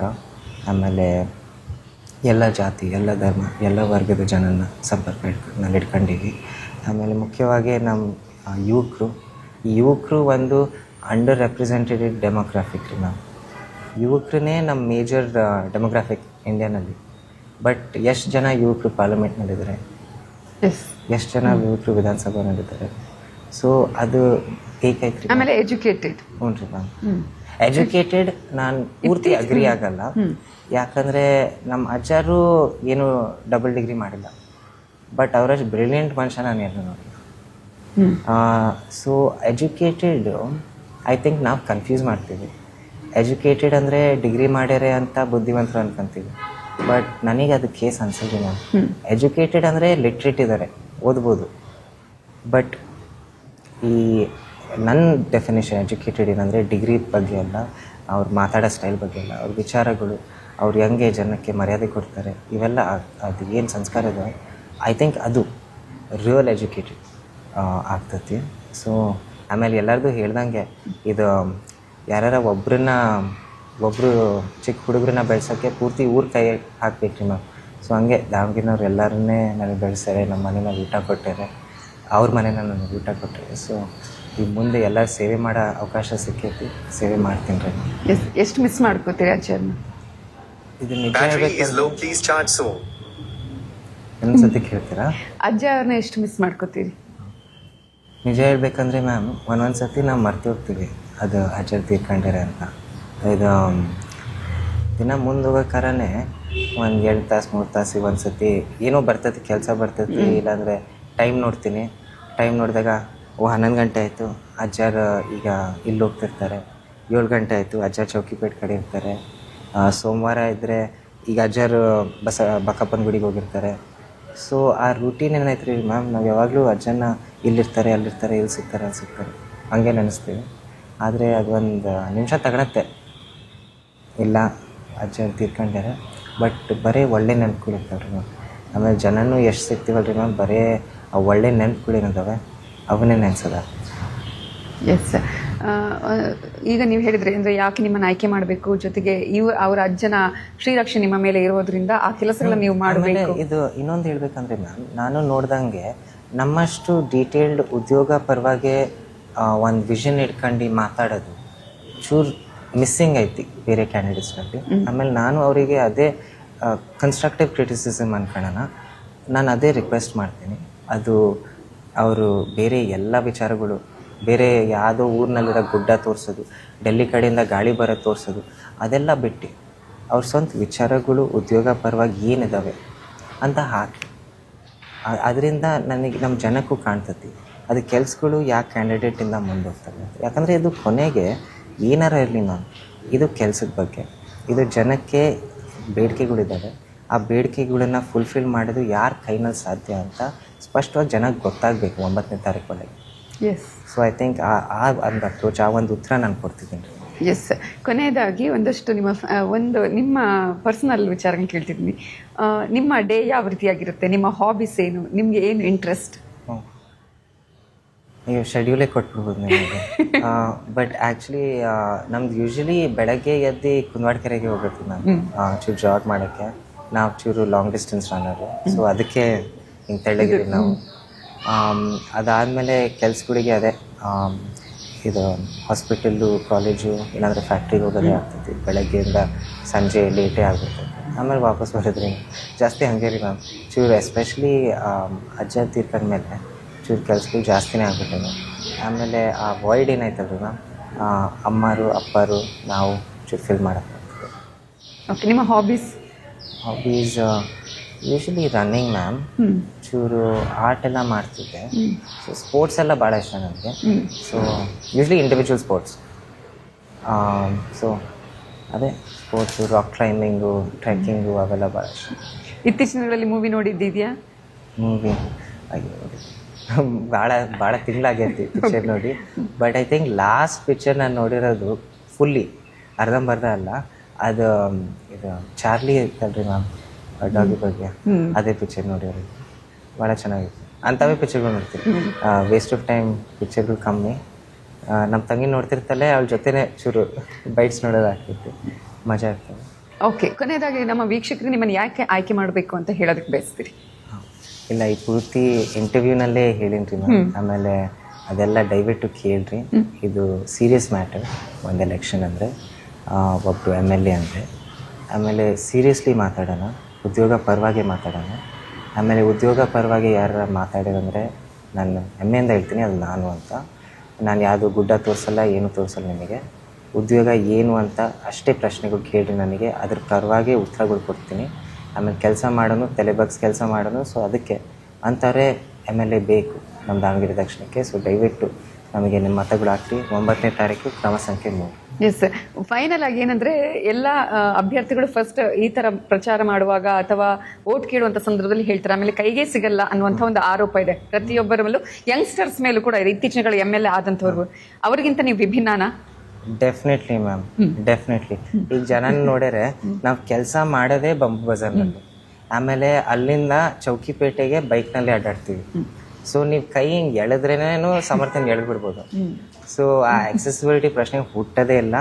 ಆಮೇಲೆ ಎಲ್ಲರೂ ಅಜ್ಜಾರನ್ನ ನೋಡ್ರೆ, ಶಂಕರಾಚಾರ್ಯನ, ಆ ಪ್ರಶ್ನೆ ಯಾವಾಗೂ ಬಂದಿಲ್ರಿ ಮ್ಯಾಮ್. ಆ ಅಜ್ಜರ ಜೊತೆ ಅಂತೂ ಬೇರೆ ಭಾಳ ಜನ ಪೊಲಿಟಿಷಿಯನ್ಸ್ ಜೊತೆ ಆ ಪ್ರಶ್ನೆ ಕೇಳ್ತಾರೆ, ಅದು ಆ ಜನಸಂಪರ್ಕ ಇಟ್ಕೊಂಡೇರ ಇಲ್ಲ ಅಂತ. ಬಟ್ ಅಜ್ಜರ ಜೊತೆ ಒಬ್ಬರು ಹಂಗೆ ಮಾತು ತಿಳಿಸಲ್ರಿ ಮ್ಯಾಮ್. ಯಾಕಂದರೆ ಅಜ್ಜರು ಯಾವಾಗಲೂ ಸಿಗ್ತಾರೆ. ಆಮೇಲೆ ನಮ್ಮ ಅಮ್ಮರು ಹಂಗೆ ಮ್ಯಾಮ್, ಅಮ್ಮರು ಭಾಳ ಅಂತೂ ಭಾಳ ಆಟ ಆಡ್ತಾರೆ. ಆಮೇಲೆ ನಮ್ಮ ಅಪ್ಪಾಜಿ ಅಂತೂ ರಾತ್ರಿ 4 ಗಂಟೆ ಕೇಳಿದ್ರೂ ಸಿಗ್ತಾರೆ. ಸೊ ಹಾಗಾಗಿ ನಿಮ್ಮನ್ನು ಕೂಡ ಎಕ್ಸ್ಪೆಕ್ಟ್ ಮಾಡ್ಬೋದು ಜನ. Definitely definitely. ನಾನು ಅನ್ನಲ್ಲ, ಎಷ್ಟು ಫಿಟ್ ಇದ್ದೀನಿ. ನಾವು ಗಲ್ಲಿ 2 ಅಡಿ ಅಗಲ ಇದ್ರೇನು ನಾವು ಫಿಟ್ ಆಗ್ತೀವಿ. ಸೊ ಎಲ್ಲ ಕಡೆ ಬರ್ಬೋದು ನಾವು. ಈಗಾಗಲೇ ಚುನಾವಣಾ ಕಾವಿನ ಜೊತೆಗೇನೆ ಸಮರ್ಥ್ ಅವರ ಜೊತೆಗೆ ಅವರ ಸಿಸ್ಟರ್ ಕೂಡ ನಮ್ಮ ಜೊತೆ ಇದ್ದಾರೆ. ಶ್ರೇಷ್ಠ ಮಲ್ಲಿಕಾರ್ಜುನ್ ಅವರು ನಮ್ಮ ಜೊತೆ ಇದ್ದಾರೆ. ಶ್ರೇಷ್ಠ ಅವರೇ, ಈಗಾಗಲೇ ಅಣ್ಣನ ಚುನಾವಣೆಯ ದಿನ ಹತ್ತಿರ ಬರ್ತಾ ಇದೆ, ತುಂಬಾ ಜೋರಾಗಿ ಪ್ರಚಾರ ಆಗ್ತಾ ಇದೆ. ನಿಮ್ಗೆ ಏನ್ ಅನ್ಸುತ್ತೆ? ಯಾವ ರೀತಿಯಾಗಿ ಅಣ್ಣನಿಗೆ ನೀವು ಸಪೋರ್ಟ್ ಮಾಡ್ತಾ ಇದ್ದೀರಿ? ಅದೇ ಎಲ್ಲರೂ ನೋಡ್ದಂಗೆ ಇಟ್ಸ್ ಎವ್ರಿವೇರ್, ಎಲ್ಲ Instagram, all T V channels ಎಲ್ಲ ಕಡೆ ಅದೇ ನಡೀತಾ ಇದೆ. ಬಟ್ ಆಸ್ ಎ ಸಿಸ್ಟರ್ ನನಗೆ ಫಸ್ಟ್ ಪ್ರಶ್ನೆ ಬರೋದು ಅವನು ಆರಾಮಿದಾನ ಅಂತ. ಲೈಕ್ ಎಲ್ಲರಿಗೂ ಅವನೊಂದು ಪಾಲಿಟಿಷಿಯನು MLA ಎಲೆಕ್ಷನ್ ನಿಂತಿರ್ಬೋದು ಅನ್ನಿಸ್ಬೋದು, ಬಟ್ ಆಬ್ವಿಯಸ್ಲಿ ನನಗೆ ಆ ಕನ್ಸರ್ನ್ ಅಂತೂ ಇದೆ. That's the first priority. ಅದು ಬಿಟ್ಟರೆ ನಾನು ಹೆಲ್ಪ್ ಮಾಡೋದು ಹೇಗಂದರೆ, even I am doing my best. ಅಲ್ಲಿ ಸಣ್ಣ ಸಣ್ಣ ಏರಿಯಾಸ್ ಅವ್ರು ಎಲ್ಲಿ ಕವರ್ ಮಾಡೋಕ್ಕಾಗಿಲ್ಲ ಅಲ್ಲೆಲ್ಲ ಹೋಗಿ ಕ್ಯಾಂಪೇನಿಂಗ್ ಮಾಡೋದು, ಗೊತ್ತಿರೋರಿಗೆಲ್ಲ ಹೇಳಿ ಅವ್ರ ಬಗ್ಗೆ ಹೇಳಿ, just trying to help him in a small way. ನನ್ನ ಸಲುವಾಗಿ ಒಂದು ವೋಟ್ ಬಂದು ಗೆದ್ರೆ ನನಗೆ ಸಮಾಧಾನ ಅಷ್ಟೇ. ನಿಮ್ಗೆ ಇಂಟ್ರೆಸ್ಟ್ ಇದೆ ಪಾಲಿಟಿಕ್ಸ್? ನೋ, ಬಿಕಾಸ್ ಈ ಕ್ವೆಶನ್ ಎಲ್ಲರೂ ಕೇಳ್ತಾರೆ, ಸಮರ್ಥಿಗೂ ಕೇಳ್ತಾ ಇದ್ರು. But I genuinely feel politics ಅಂದರೆ ನಾವು ಆಯ್ಕೆ ಮಾಡಿ ಬರೋ ಅಂಥ ಫೀಲ್ಡ್ ಅಲ್ಲ ಅದು. ಜನರೇ ಅವ್ರನ್ನ ಕರ್ಕೊಂಡು ಹೋಗಬೇಕು. ಸಮರ್ಥ ಅವರಿಗಾಗಲಿ ಹಂಗೆ ಆಯಿತು, ನಮ್ಮ ಅಮ್ಮಂಗೂ ಹಂಗೆ ಆಯಿತು. ಸೊ ಇದರಲ್ಲಿ ಏನೂ ಆಸೆ ಅನ್ನೋದಿಲ್ಲ. ಆ್ಯಂಡ್ ಎಲ್ಲರೂ ನೋಡಿರೋ ಪ್ರಕಾರ ಅಪ್ಪಾಜಿ ಅವರಾಗಿರಲಿ, ನಮ್ಮ ತಂದೆಯವರಾಗಿರಲಿ ಯಾವತ್ತೂ ಕೂಡ ರಾಜಕೀಯ ಮಾಡಿಲ್ಲ, ಬರೀ ಜನಸೇವೆ ಮಾಡ್ಕೊಂಡು ಬಂದಿದ್ದಾರೆ. ಆ ಜನಸೇವೆನೇ ರಾಜಕೀಯಕ್ಕೆ ಕರ್ಕೊಂಡು ಹೋಗಿದೆ ಅವರಿಗೆ. ಸೊ ಆ ಥರ I have no interest in any way. ನನಗೆ ಹೆಲ್ಪ್ ಮಾಡೋಕ್ಕಾದ್ರೆ ನಾನು ಮಾಡ್ತೀನಿ. ಎಷ್ಟು ಓಟಿಂದ ವಿನ್ ಆಗ್ತಾರೆ ಅಂತ ಅನ್ಸುತ್ತೆ ನಿಮ್ಗೆ? ಎಷ್ಟು ವೋಟ್ ಅಂತ ಹೇಳೋಕ್ಕಾಗಲ್ಲ ರೀ. ಒಂದು ವೋಟಿಂದ ಗೆದ್ರೂ it is a victory. But confidence ಅಂತೂ ಭಾಳ ಇದೆ. ಆ್ಯಂಡ್ ಅಪ್ಪಾಜಿ ಅವರ ಆಶೀರ್ವಾದ ಎಲ್ಲದಕ್ಕಿಂತ ಜಾಸ್ತಿ ನಮ್ಮ ಮೇಲಿದೆ ಅಂತ ನಮಗೆ ನಂಬಿಕೆ ಇದೆ. ಈಗ ಸಮರ್ಥ ಹಾಗೆ ಶ್ರೇಷ್ಠ ನನ್ನ ಜೊತೆ ಇದ್ದಾರೆ. ಇಬ್ಬರ ಹತ್ರ ಕೂಡ ಒಂದಷ್ಟು ಹರಟೆ ಮಾಡ್ತಾ ರ್ಯಾಪಿಡ್ ಫೈರ್ ಪ್ರಶ್ನೆಗಳನ್ನ ಕೇಳುವಂತಹ ಟೈಮ್ ಇದು. ಯಾರು ಹೆಚ್ಚು ಜಗಳ ಮಾಡ್ತಾರೆ? ನಾನು. ನೀವೇ? ಎಸ್. ಅವ್ರು ಸೈಲೆಂಟ್. ಆಕ್ಚುಲಿ ಅದು ಹೆಂಗಂದ್ರೆ, ಅವನು ಜಗಳ ಮಾಡ್ತಾನೆ, ಬಟ್ ಒಂಚೂರು ಹಿಂಗೆ ಇದು ಏನದು ಜಿಗಿಟ್ ಹೋಗೋದು ಟೈಪ್ಸ್. ನಾನು ಸ್ವಲ್ಪ ಜೋರಾಗಿ ಮಾತಾಡ್ತೀನಲ್ಲ, ಸೊ ಎಲ್ಲರಿಗೂ ನಾನೇ ಗಲಾಟೆ ಮಾಡ್ತೀನಿ ಅನಿಸ್ತೈತಿ. ಬಟ್ ಜಗಳ ಮಾಡೋದು ಐ ಥಿಂಕ್ ನಾನೇ. ಐ ಥಿಂಕ್ ಜಗಳ ಮಾಡೋದಂದಾಗ ಸ್ಟೈಲ್ ಡಿಫ್ರೆಂಟ್ ರೀ ಮ್ಯಾಮ್. ಸೊ ನಾನು ಅದೇ ಆ ಕಂಪೋಸರ್ ಯಾವಾಗೂ ಕಳ್ಕೊಳಲ್ಲ. ಏನಿದ್ರೇನು ಮಾತು, ಇದು ಸಿಟ್ಟಿದ್ರೆ ಯಾರಿಗಾರ ನಾನು ಅಪ್ರೋಚ್ ಮಾಡಲ್ಲ. ಫಸ್ಟಿಗೆ ಒಂದು 5 ನಿಮಿಷ 10 ನಿಮಿಷ ತಗೊಳ್ರಿ, ಚಾಯ್ ಕಾಫಿ ಕುಡೀರಿ, ನೀರು ಕುಡೀರಿ, ಆರಾಮಾಗ್ರಿ, ಅದಾದ್ಮೇಲೆ ಮಾತಾಡೋಣ. ಇಲ್ಲಾಂದರೆ ಅದು ಸಿಟ್ಟಿನಲ್ಲಿದ್ದಾಗ, ಇಲ್ಲಾಂದರೆ ಜಾಸ್ತಿ ಖುಷಿನಲ್ಲಿದ್ದಾಗೂ ಈ ಯಾವ ಇಂಪಾರ್ಟೆಂಟ್ ಮಾತುಗಳು ಮುಂದೆ ಇರ್ಬಾರ್ದು. ಮನೆಯಲ್ಲಿ ಯಾರು ಫೇವ್ರೇಟ್ ಇಬ್ರಲ್ಲಿ? ನಾವೇ ಇಲ್ಲ ಹಾಗೇನಿಲ್ಲ. ನಿಜ ಹೇಳ್ಬೇಕಾದ್ರೆ ನಮ್ಮ ತಮ್ಮ ಫೇವ್ರೇಟ್, ಯಾಕಂದ್ರೆ ಅವನೇ ಎಲ್ಲರಿಗಿಂತ ಚಿಕ್ಕವನು. ಓಕೆ, ಇಬ್ರು ಅಲ್ಲ. ಓಕೆ, ಯಾರು ಹೆಚ್ಚು ಶಾಪಿಂಗ್ ಮಾಡ್ತಾರೆ? ನಾನು. ಅವನು ಒಂದು ಸಾಧು ಮನುಷ್ಯ. 1 ಪ್ಯಾಂಟ್ 1 ಶರ್ಟ್, ಚಪ್ಪಲ್ ಆಲ್ಸೋ ಇದ್ರೆ ಹಾಕೊಂತಾನೆ, ಇಲ್ಲ ಅಂದ್ರೆ ಇಲ್ಲ. Is not a very materialistic person. ಯಾರು ಹೆಚ್ಚು ಚೂಸಿ? ನಾನು. ಇಲ್ಲ, ಅದು ನನ್ನ ಹತ್ರ ಚೂರು ರೂಲ್ಸ್ ಇದಾವ್ರಿ ಮ್ಯಾಮ್. ಸೊ ಬಟ್ಟೆಗಳಿದ್ರೇನು ಬರೇ ಒಂದು 12 ಪೇರ್ ಇಟ್ಕೊಂತೀನಿ. ಹೊಸದ್ ಏನಾರ ಪ್ಯಾಂಟ್ ಜಾಸ್ತಿ ತಗೊಳಲ್ಲ. ಬಟ್ ಅಮ್ಮ ಏನಾರ ನನಗೆ ತಗೊಂಡ್ರೆ ಹಳೇದು ಒಂದು ಯಾವ್ದಾರ ಕೊಡ್ಬೇಕು, ಜಾಸ್ತಿ ಇಟ್ಕೋಬಾರ್ದು ಅಂತ. ಸುಮ್ಮನೆ ಕಬಡ್ನಲ್ಲಿ ಜಾಗನೇ ಇರಲ್ರಿ ಮ್ಯಾಮ್. ಆಮೇಲೆ ಅಷ್ಟಕ್ಕೊಂದು ಬಟ್ಟೆ ಇಟ್ಕೊಂಡು ಏನ್ ಮಾಡೋಣ? ಓಕೆ, ಯಾರು ಹೆಚ್ಚು ಸ್ಟ್ರಿಕ್ಟ್? ಸಮರ್ಥ. ನಾನಾ? ಸ್ಟ್ರಿಕ್ಟ್ ಇನ್ ವಾಟ್ ವೇ ಅಂದ್ರೆ ಯಾವ್ದಾದ್ರು ಡಿಸಿಪ್ಲಿನ್ ಆಗಿರೋದು, ತುಂಬಾ ಸ್ಟ್ರಿಕ್ಟ್ ಆಗಿರೋದು ಅಂತ? ಇದು ಅರ್ಥ ಮಾಡ್ಕೋಬೇಕಂದ್ರೆ ನನ್ನ ತಮ್ಮನ್ ನೋಡ್ಬೋದ್ರಿ ಮ್ಯಾಮ್. ಯಾಕಂದ್ರೆ ಅವರು ನಮ್ಗಿಂತ 10 ವರ್ಷ ಚಿಕ್ಕವರು, ಶ್ರೇಷ್ಠಕ್ಕಿಂತ ಒಂದು 8 ವರ್ಷ ಚಿಕ್ಕವನು. ಸೊ ಅವನನ್ನ ಬೆಳ್ಸಕ್ಕಾರ ನಾನು ಗುಡ್ ಕಾಪು, ಅವಳು ಬ್ಯಾಡ್ ಕಾಪ್. ಚೂರು ಸ್ಟ್ರಿಕ್ಟ್ ಆಗಿರೋದು ಅವಳು. ಯಾವಾಗೂ ನಾನೇನು ಕೈ ಎತ್ತಲ್ಲ ಅವ್ರಿಗೆ. ಯಾವಾಗ್ಲೂ ಅವ್ರನ್ನ ಜಾಸ್ತಿ ಪ್ರೀತಿಯಾಗಿ ಅವ್ರ ಜೊತೆ ಇರೋದು. ಏನಾರ ಇದ್ರೇನು ಮೂಚಿನು ಆಚಿನು ಆಯ್ಚಿನು ಹಂಗೆ ಹೇಳೋದು ನಾನೇ. ಸೊ ಅದು ಬೇಕ್ರಿ ಮ್ಯಾಮ್ ಒಂದು ಮನೆಯಲ್ಲಿ. ಯಾಕಂದ್ರೆ ನನಗೂ ಅವನು ಚೂರು ಜಾಸ್ತಿನೇ ಕಿತ್ಮಿ ಮಾಡಕ್ಕಾರ ಗೊತ್ತು, ಇವಳ ಕಡೆ ಕಳಿಸ್ಬೇಕು ಬಗೆರ್ತತಿ ಅಂತ. ಓಕೆ, ಯಾರು ಹೆಚ್ಚು lazy? I think you can see it. ಅಯ್ಯೋ ಹಂಗೇನು ಹೇಳ್ಬೇಡಮ್ಮ. ಯಂಗ್ ಲೇಜಿ ಆಗ್ತಾಳೆ ಅವಳು. Doctor she is accomplished. ಅಲ್ಲ ಅದೇ ಹೆಂಗಂದ್ರೆ ಐ ಥಿಂಕ್ ಸಮರ್ಥ್ ಬೇರೆ ಇಂಟರ್ವ್ಯೂಸ್ ಅಲ್ಲೂ ಹೇಳಿದ್ದಾರೆ ದಟ್ ಅವನ್ ಅಣ್ಣ ಮತ್ತೆ ಅಮ್ಮ ಅವ್ರು ಯಾವಾಗ್ಲೂ ಕಾನ್ಸ್ಟೆಂಟ್ಲಿ ಕೆಲಸ ಮಾಡ್ತಾನೆ ಇರಬೇಕು, ಒಂದ್ ಕಡೆ ಕೂರಕ್ಕಾಗಲ್ಲ ಅವರಿಗೆ. ನಾವ್ ಲೇಜಿ ಇಲ್ಲ, but I conserve my energy. So ಕುತ್ಕೊಂಡು ಮಾಡೋಂಥ ಕೆಲಸ ಮಾಡ್ತೀವಿ, ಅವ್ರು ಎಲ್ಲದಕ್ಕೂ ನಿಂತ್ಕೊಂಡು ಅಡ್ಡಾಡ್ಕಂತ ಆ ಥರ. So I don't think any one is lazy. ಹಂಗೆ ಕೆಲಸ ಮಾಡ್ಬೇಕಂದ್ರೆ ಮಾಡ್ತೀವಿ. ಯಾರು ಹೆಚ್ಚು ಸೀಕ್ರೆಟ್ ಅನ್ನು ಅವರಲ್ಲೇ ಬಚ್ಚಿಟ್ಕೋತಾರೆ? ಸಮರ್ಥ್. ಇಲ್ಲ ಅಂದ್ರೆ ನಂದೇನಂದ್ರೆ ಎಲ್ಲದಕ್ಕೂ ಒಂದು ಟೈಮು ಪ್ಲೇಸ್ ಇರ್ತದ್ರಿ ಮ್ಯಾಮ್ ಮಾತಾಡೋಕ್ಕೆ. ಸೊ ಏನಾರ ಇವಾಗ ಅಡ್ರೆಸ್ ಮಾಡೋದಿಲ್ಲ ಅಂದ್ರೆ ನಾನು ಅಡ್ರೆಸ್ ಮಾಡಲ್ಲ, ಅವಕಾಶ ಕಾಯ್ತೀನಿ, ಅವಾಗ ಹೇಳ್ತೀನಿ. ಶ್ರೇಷ್ಠ ಉಲ್ಟಾ, ಶ್ರೇಷ್ಠ ಚೂರು ನಮ್ಮ ಅಪ್ಪರಂಗೆ ಏನೈತಿ ಹೊಗಳ್ಬೇಕು ಹೊರಗೆ. ಹ್ಞೂ ಡೆಫಿನೆಟ್ಲಿ. ಸೊ ನಾನು ಅದೇ ಹಂಗಿದ್ದಾಗ ಪರಿಸ್ಥಿತಿ ನೋಡ್ಕೊಂಡು ಮಾತಾಡ್ಬೇಕು ಅಂತ ಅಷ್ಟೇ. ಯಾರು ಹೆಚ್ಚು ಫೋನ್ ಯೂಸ್ ಮಾಡ್ತಾರೆ? ಫೋನ್ ಹಂಗೆ ಯಾರು ಹೆಚ್ಚು ಫೋನ್ ಯೂಸ್ ಮಾಡಲ್ಲ ರೀ. ಲೈಕ್ ನಾವೆಲ್ಲರೂ ಹಿಂಗೆ ಒಟ್ಟಿಗೆ ಕುತ್ಕೊಂಡಾಗ ಎಲ್ಲ like when it's our family time phone ಕೆಳಗಡೆ ಇರುತ್ತೆ, we talk to each other ಆ ಥರ. ಹಂಗೆ ಫೋನ್ ಅಡಿಕ್ಟ್ಸ್ ಥರ ಯಾರು ಇಲ್ಲ. ನಮ್ಮ ತಮ್ಮ ಇದ್ದಾನೆ ಭಾಳ ಗೇಮಿಂಗು ಅದು ಇದು ಎಲ್ಲ ಮಾಡ್ತಾನೆ, ಬಟ್ ಬೋತ್ ಆಫ್ ಅಸ್ ಹಂಗೇನಿಲ್ಲ. ಅವನು ಏನಂತೀರಿ ಒಂದು 9ನೇ ಕ್ಲಾಸು. ಸೊ ಆ ವಯಸ್ಸಿನ ಚೂರು ಇರ್ತಾರೆ ನೋಡ್ರಿ, ಇದರಲ್ಲೇ ಕಾಣ್ತೈತೆ. ಅವನ ಮೇಲೆ ರೋಪ್ ಹಾಕಕ್ ನಮ್ಮ ರೆಡಿ ಇರ್ತಾಳೆ, ನಾನು ಅವನನ್ನು ಕಾಪಾಡಕ್ ರೆಡಿ ಇರ್ತೀನಿ. ಯಾರು ಹೆಚ್ಚು ಜವಾಬ್ದಾರಿ ತಗೋತಾರೆ ರೆಸ್ಪಾನ್ಸಿಬಿಲಿಟೀಸ್ ಬಗ್ಗೆ? ರೆಸ್ಪಾನ್ಸಿಬಿಲಿಟಿ ಅಂದ್ರೆ ಅಣ್ಣ ಸಿನ್ಸ್ ಅವರೇ ಎಲ್ಲರ್ಕಿಂತ ದೊಡ್ಡವರು. So he's always been a constant ನಮಗೆ.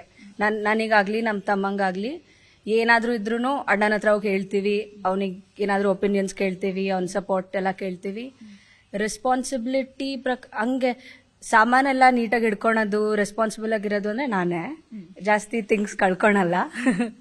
ಬಟ್ ಅದ್ ಬಿಟ್ರೆ in general I think Samarth is more responsible. He has that maturity. ಸ್ವಲ್ಪ ಏನಾದ್ರೂ ಸುಳ್ಳು ಹೇಳೋದು ಅಂತ ಹೇಳಿದ್ರೆ ಯಾರು ನಿಮ್ಮಿಬ್ಬರಲ್ಲಿ? ಅವರೇ ಹೌದಾ? ಇಲ್ಲ ಸುಳ್ಕಿಂತ ನಂದೇನ್ ಗೊತ್ತಾ, ಇದು ಮಾತಾಡಕರ ಇದು ಯಾರಿಗಾರ ಮನ್ಸಿಗೆ ನೋವು ಮಾಡ್ತೈತಂದ್ರೆ ಸುಳ್ಳು ಹೇಳಬೇಕ್ರಿ ನಾವು. ಅದು ನಾವು ಮಾಡೋದ್ರಲ್ಲಿ ಏನು ಅರ್ಥ ಇಲ್ಲ. ಅದಾದ್ಮೇಲೆ ನೀವೇನೈತಿ ಸತ್ಯ ಹೇಳ್ಬಿಡ್ರಿ. ಬಟ್ ಈ ಮನ್ಸಿನ ಪ್ರಶ್ನೆ ಬಂದಾಗ ಚೂರು ಮನ್ಸಿಂದಾನೇ ಯೋಚನೆ ಮಾಡ್ಬೇಕು. ಸೊ ಆ ಥರ ಸುಳ್ಳು ಹೇಳಿ ಸಿಕ್ಕಾಕೊಂಡಿದ್ದಿದ್ಯಾ? ಇಲ್ಲ, ಕಮ್ಮಿ. Okay okay. ಯಾರು ಹೆಚ್ಚು ಕ್ರಿಟಿಸೈಸ್ ಮಾಡೋದು? ಕ್ರಿಟಿಸೈಸ್ ಒಬ್ರಿಗೊಬ್ರು ಮಾಡ್ತೀವ್ರಿ ಯಾರು ಇಲ್ದಾಗ. ಬಟ್ ಕಾಡೋದು ಕ್ರಿಟಿಸೈಸ್ ಮಾಡೋದಂದ್ರೆ ಅಣ್ಣ. ಎಲ್ಲ ಅಣ್ಣಗಳು ತಂಗಿ ಕಾಡ್ತಾರಲ್ಲ ಆ ಥರ. ಓಕೆ. ಯಾರು ಅದ್ರ ನಿಮ್ಮಲ್ಲಿ ಹೆಚ್ಚು ಸ್ವಲ್ಪ ಅಟೆನ್ಷನ್ ಬೇಕು ಅಂತ ಅನ್ನೋದಾದ್ರೆ ಯಾರಿಗೆ? ನಂಗೆ ಅಟೆನ್ಷನ್ ಬೇಕು ಸ್ವಲ್ಪ ಅಂತ ಅನ್ನೋ ಥರ ಯಾರಾದ್ರು, ಅಥವಾ ಅಮ್ಮ ಅಪ್ಪನ ಹತ್ರ ಜಾಸ್ತಿ ಸ್ವಲ್ಪ ಮಾತಾಡೋದು ಆ ಥರ? ನಮ್ಮ ತಂಗಿ ಮ್ಯಾಮ್.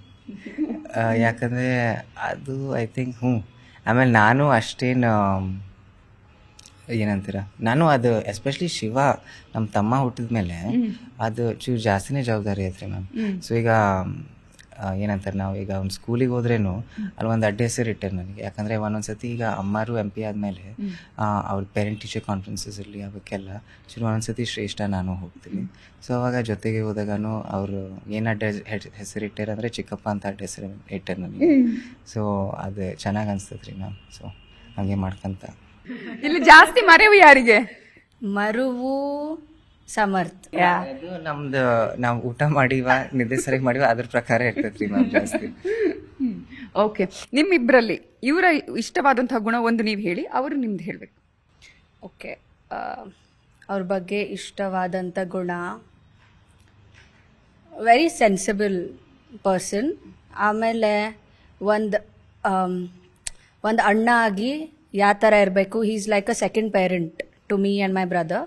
So very responsible. ಆಮೇಲೆ he is always there, our backbone. And ಇಷ್ಟವಾದದ್ದು ಗುಣ ಅವ್ರ ಪೇಷನ್ಸು, ಅವ್ರ ಲಿಸ್ನಿಂಗ್ ಸ್ಕಿಲ್ಸ್, ಆಮೇಲೆ ಒಂದೊಂದ್ಸತಿ ಅವ್ರ ಡಿಪ್ಲೊಮಸಿ. ಯಾ. ನಿಮಗೆ? ಅವಳು ಒಂದು ಕೋಣ ಅಂಗ್ರಿ ಮ್ಯಾಮ್. ಭಾಳ ಸ್ಟಬನ್. ಅದನ್ನು ಚೂರು ನಮ್ಮ ಅಪ್ಪನಂಗೆ ಸೊ ಅವಳದ್ದು ಏನಾರ ಒಂದ್ಸತಿ ಮೈಂಡ್ ಮೇಡಪ್ ಆದರೆ ಯಾವುದೂ ಶಕ್ತಿ ಇಲ್ಲ ಸೊ ಅದು ಆ್ಯಕ್ಚುಲಿ ಒಂದು ಆ್ಯಸೆಟ್ ರೀ ಮ್ಯಾಮ್. ನಾವು ಫಸ್ಟಾಗೆ ನಮಗೆ ಯಾಕೆ ಹಿಂಗಿದೆಯಮ್ಮ ಅಂತ ಬರ್ತೈತಿ. ಆದರೆ ಅದಾದಮೇಲೆ ಇದು ಪ್ರತಿ ವರ್ಷ ನೋಡಿದಾಗ ಶ್ರೇಷ್ಠನ್ನ ಅದು ಆ ಒಂದು ಕ್ಯಾರೆಕ್ಟರೇ ಅವಳನ್ನು ಮುಂದುವೈತೈತೆ ರೀ ಮ್ಯಾಮ್. ಸ್ಟಬನ್ ಆಗಿರೋದು, ಅವಳು ಆ ಬಿಲೀಫ್ ಇರೋದು, ಅದು ನಾನು ಏನು ಅಂತಿದ್ದೀನಿ ಕರೆಕ್ಟ್ ಐತಿ, ಅದು ಮುಂದುವೈತೀನಿ ಅಂತ. ಸೊ ಅದು ಭಾಳ ಒಳ್ಳೆಯ ಕ್ಯಾರೆಕ್ಟರ್. ಯಾವ್ದು ಕೋಪ ಬರುತ್ತೆ ಕೋಪ ಅಂದರೆ ಅವರಲ್ಲಿ ನಿಮ್ಗೆ ಯಾವ್ದು ಗುಣ ಓಕೆ ಇಷ್ಟ ಆಗಲ್ಲ? ಅದೇ ಚೂರು ಡಿಪ್ಲೊಮ್ಯಾಟಿಕ್ ಆಗಿ ಇರೋದು, ಅದು ಚೂರು ಕಲಿಯೋದೈತೆ ನಾ ಐ ಥಿಂಕ್. ಬಿಕಾಸ್ ಎಲ್ಲದೂ ಒಂದೇ ಸತಿ ತಿಳ್ಕೊಂಡಂಗೆ ಹೇಳೋಕ್ಕಾಗಲ್ಲ. ಸೊ ಅದು ಚೂರು ಅಡ್ಜಸ್ಟ್ ಮಾಡ್ಕೋಬೇಕು. ಇಷ್ಟ ಆಗಲಿಲ್ಲದೆ ಗುಣ, ಅವರು ನನಗೆ ಜಾಸ್ತಿ ಟೈಮ್ ಕೊಡಬೇಕು. ಅದು ಇಷ್ಟ ಆಗಲ್ಲ. He should spend more time with family and yeah like we need to have that bond ಅಷ್ಟೇ. ಇನ್ನು ಕೈಗೆ ಸಿಗ್ತಾರೆ ಅಂತ ಅನ್ಸುತ್ತಾ? ಸಿಗ್ತಾರೆ. MLA ಆದ್ರೆ ಸಿಗ್ತಾರೆ. ಯಾಕಂದ್ರೆ ಇದೇನು ಹೊಸದಲ್ಲ. ಲೈಕ್ ಈವನ್ ಲಾಸ್ಟ್ 2 months ಇಂದಾನು ನೋಡ್ತಾ ಇದ್ನಲ್ರ ನಾನು. ರಾತ್ರಿ 2 ಗಂಟೆ 3 ಗಂಟೆಗೂ ಕಂಟಿನ್ಯೂಸ್ ಫೋನ್ಸ್ ಬರ್ತಾನೆ ಇದ್ವು ಅಣ್ಣಂಗೆ. ಇನ್ನ ಎಲೆಕ್ಷನ್ ಇಂದು ಏನು ಗೊಂದಲ ಏನೂ ಇರಲಿಲ್ಲ, ಆದ್ರೂ ಬರ್ತಾ ಇತ್ತು. ಸೊ ಐವ್ ಸೀನ್ ಅವ್ರು ಯಂಗ್ ಎಲ್ಲದನ್ನು ಮ್ಯಾನೇಜ್ ಮಾಡ್ತಾರೆ. ಆಮೇಲೆ ನಾನು ಬೇರೆ ಕಡೆ ಓದ್ತಾ ಇದ್ದೀನಲ್ಲ ಈಗ, ಅವಾಗೂ anything I can just call him and I can be like ಅಣ್ಣ ನನಗೆ ಇದು ಬೇಕು ಆಯ್ತು ಅಂತ ಮಾಡ್ಕೊಡ್ತಾನೆ. So he's always there. Yeah ಸಿಗ್ತಾರೆ. ಕೊನೆಯದಾಗಿ ಅಣ್ಣಂಗೆ ಯಾವ ರೀತಿ ಆಲ್ ದಿ ಬೆಸ್ಟ್ ಹೇಳಕ್ ಬಯಸ್ತೀವಿ? ಅಣ್ಣಂಗೆ ಆಲ್ ದ ಬೆಸ್ಟ್ ಹೇಳೋದು,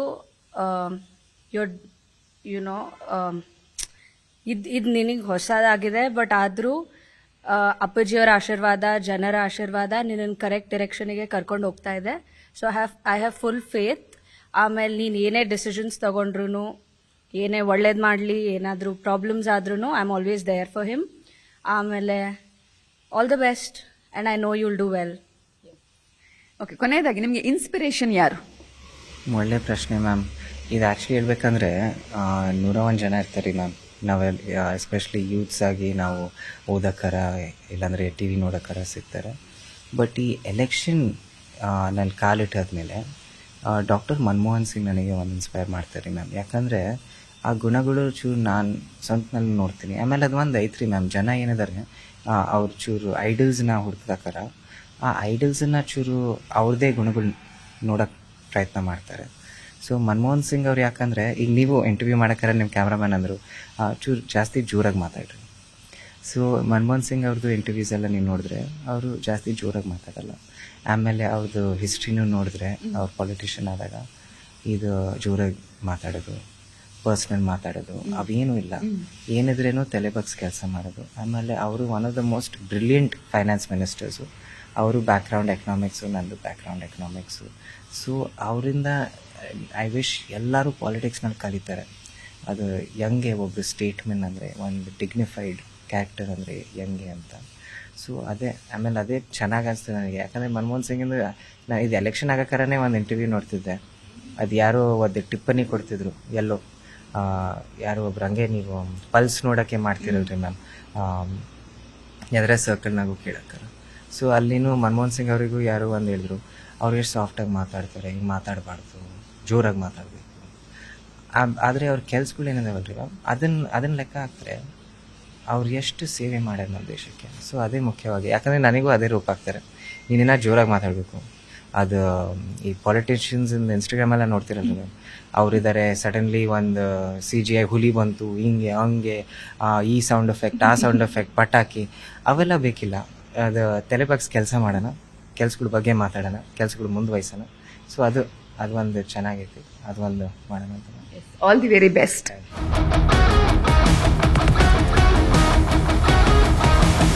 ದಾವಣಗೆರೆ ದಕ್ಷಿಣ ವಿಧಾನಸಭಾ ಕ್ಷೇತ್ರದಲ್ಲಿ ಜನರ ನಾಡಿಮಿಡಿತ ಏನು, ಜನರ ಅಭಿಪ್ರಾಯ ಏನು, ಅಭಿವೃದ್ಧಿ ಕೆಲಸ ಕಾರ್ಯಗಳು ಹೇಗಾಗಿದೆ ಅನ್ನೋದನ್ನ ತೋರಿಸಿದ್ವಿ. ಜನರು ಅಭಿವೃದ್ಧಿ ಕೆಲಸಗಳಿಗೆ ಮಣೆ ಹಾಕ್ತಾರಾ ಅಥವಾ ಕೇವಲ ಭರವಸೆಯ ಮಾತುಗಳಿಗೆ ಮನ್ನಣೆಯನ್ನ ಕೊಡ್ತಾರಾ? ಅಭಿವೃದ್ಧಿ ಕೆಲಸಗಳನ್ನ ಗಮನದಲ್ಲಿ ಇಟ್ಟುಕೊಳ್ತಾರಾ? ಆ ನಿರೀಕ್ಷೆಗಳು ಏನೇನು ಅನ್ನೋದನ್ನ ಇವತ್ತಿನ ಕಾರ್ಯಕ್ರಮದಲ್ಲಿ ತೋರಿಸಿದ್ವಿ. ಇದುವೇ ಈ ಹೊತ್ತಿನ ವಿಶೇಷ ಕಾರ್ಯಕ್ರಮ. ಕ್ಯಾಮರಾಮನ್ ವಿಶ್ವನಾಥ ಹಾವೇರಿ ಜೊತೆಗೆ ನವಿತಾ ಜೈನ್, ನ್ಯೂಸ್ 18 ದಾವಣಗೆರೆ.